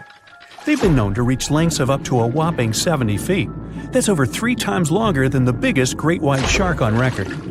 The females have also been found to be around twice the size of the males. The megalodon could swallow a small car without it even touching its teeth, if cars had been around then. Its teeth could grow to over 7 inches long. It looks like we're going to need a bigger boat, and best make it steel-plated, as this shark can easily gnaw its way through ships. The underwater terror could bite a ship clean in half, with the highest bite force ever calculated for any animal, living or extinct. The force of its ferocious bite was up to 40,000 pounds. That's around 108,000 times the strength of a human's and 10 times the force of a modern crocodile's bite. Its chomp is so strong that it makes the T-Rex's bite look about as powerful as my granny's after she's taken her dentures out. In fact, the Meg was so big and powerful that it had no natural predators. It was the uncrowned king of the seas, swimming freely from ocean to ocean. This cosmopolitan creature was found all over the world, from America to Europe and Australia to Japan, assuming there were countries back then.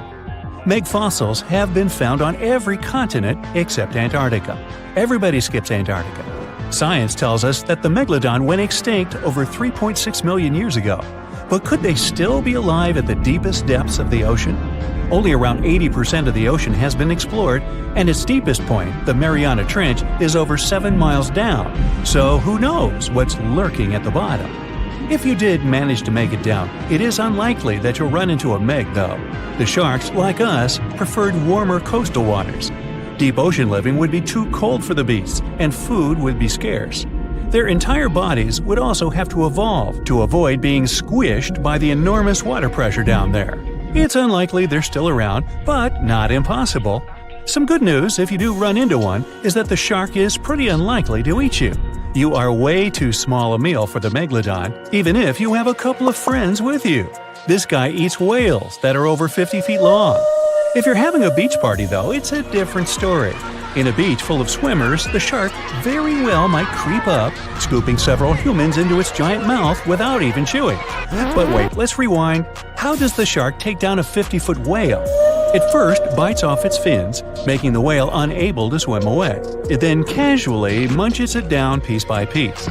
Because of their size, sharks had to consume over a ton of food every single day just to sustain themselves, like me. All that food made the megalodon extremely heavy. They range from anywhere between 50 to over 100 tons. For context, that's around the same as 7 to 16 adult male African elephants. To fit all this food in, their jaws had to open pretty wide. A megalodon's jaw could span 9 by 11 feet wide. That's easily big enough to swallow 2 adult humans side by side. The fearsome name megalodon comes from 2 Greek words, mega meaning big and odont meaning tooth. So combined, they mean what? Big tooth. And it certainly lives up to its name. Just one of its chompers is the same size as a human head. It had 276 humongous teeth in total across 5 terrifying rows. In all of history, only a couple of saber-toothed cats and the T-Rex had consistently bigger teeth. Now that's a showdown I'd like to watch. The megalodon vanished millions of years ago, leaving only huge teeth to be found by modern archaeologists. They literally disappeared with very few traces left. Scientists believe that over time, sea levels dropped and the ocean temperatures went down rapidly. Over a third of all marine life was wiped out as the oceans cooled, and a number of animals at the bottom of the food chain plummeted. This had a catastrophic effect on the hungry predators at the top. Sorry guys. It became way too cold for these sun-loving sharks too, which made it difficult for them to reproduce since they gave birth in warm waters. The megalodon is usually described as a sort of giant great white shark, but this is just a common myth. In fact, the ancestors of today's great white existed at the same time as the meg, but they weren't best buddies and were even in competition with each other. The great white shark was a better hunter, using its smaller size and agility to snap up the meg's prey quickly. They were also known to eat meg pups, who were only half their size.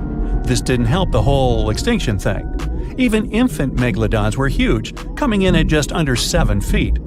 While a great white was no match for an adult meg in a head-to-head fight, they sure weren't scared of stealing their food. This only left the bigger fish and whales for the meg, but its food supplies began to run out as the whales swam to the cooler new seas. The whales adapted to prefer the colder temperatures, leaving our friend the meg behind. The megalodons either starved or were frozen into extinction by the Ice Age. Rather than a great white, the megalodon is more like a modern bull shark. It had a short snout, flat lower jaw, and huge pectoral fins to support its massive weight and size. As scary as they are, these sharks were actually caring family guys. Several megalodon nursery areas have been discovered in Florida, Maryland, and Panama. They gave birth to their young in shallow water environments. We know this from discovering loads of tiny megalodon teeth found in these areas. Gee, I wonder if they had nannies too. But how come there are so many megalodon teeth out there for us to analyze? Well, due to their messy, aggressive eating habits, sharks regularly lose their teeth. They lose a set of teeth every 1 to 2 weeks. That's 40,000 teeth in a lifetime. They must rake in a fortune from the tooth fairy. Because of this, their teeth were continuously raining down to the ocean floor. Luckily for us, they're also the hardest part of a shark's skeleton, which is why so many teeth have survived and become fossilized. It's fair to say that the first discoveries of the meg's teeth confused people. Early discoverers thought the meg's teeth were petrified tongues of ancient serpent creatures. They even used to call them tongue stones. It's also a common myth that the megalodon was around at the same time as the dinosaurs, although this would have been pretty cool. The dinosaurs were wiped out around 66 million years ago, but the megalodons came much later. The oldest meg fossil is only around 23 million years old, but it's tricky to pinpoint the exact date. After all, calendars weren't invented yet. They became extinct way before humans even evolved. The earliest Homo sapiens, which is a fancy name for the first humans, emerged about 2.5 million years ago. But what if the megalodon shark didn't go extinct? Whale populations have dropped drastically since these guys were last around, so there'd be way fewer whales for them to chomp down on. Whales have also gotten a lot smarter and learned new defensive moves, making them way harder to take down. It's estimated that they ate around 12 tons of food each day. If they were still around and eating that much, they'd be forced to eat smaller fish, and there'd be barely enough big fish for us humans to survive on. The naughty megalodons would also be able to track fishing boats and steal the fish that they worked hard to collect. It's safe to say we'd see a lot less fish in the aisles of your neighborhood supermarket. As our ocean temperatures are heating up again, the sharks would also thrive and reproduce faster than ever. There'd be more and more of these giant eating machines in the water, reducing our fish supply even more. It would also cause massive problems for cargo ships and cruising vessels. Imagine coming into contact with one of these bad boys while you're sunbathing on the deck. Even beachgoers would be hard hit. Megalodons give birth in shallow waters, so many of our favorite beaches would quickly become dangerous shark nursing grounds. Hey, where did that beach volleyball game go? They were playing just a moment ago. The moon shines brightly and illuminates the black water of the ocean. Thick fog descends on it in ominous silence. Then, it's suddenly broken by the creaking of wooden boards, followed by a rippling of the waves. Through the fog, you see the outline of an old large ship. Its hull is rusty, and a strange cold is coming from it. But the most unsettling thing is that there's no one on the deck. The ship sails without a crew. No, this isn't a mythical Flying Dutchman, but a very real ghost ship. September 2nd, 2019. The British Royal Navy's ice patrol ship, called the HMS Protector, sails through the calm waters of the Atlantic Ocean. The time is 11 p.m. Some of the ship's crew are on deck, while others are sleeping in their cabins. The captain steers the ship and looks straight at the horizon. The sky is lit up by an orange twilight, and clouds float in the distance. Suddenly, against this beautiful landscape, one of the sailors notices the black silhouette of an unknown ship. The captain slows down and steers the ship a little closer to the mysterious vessel. This is an old cargo ship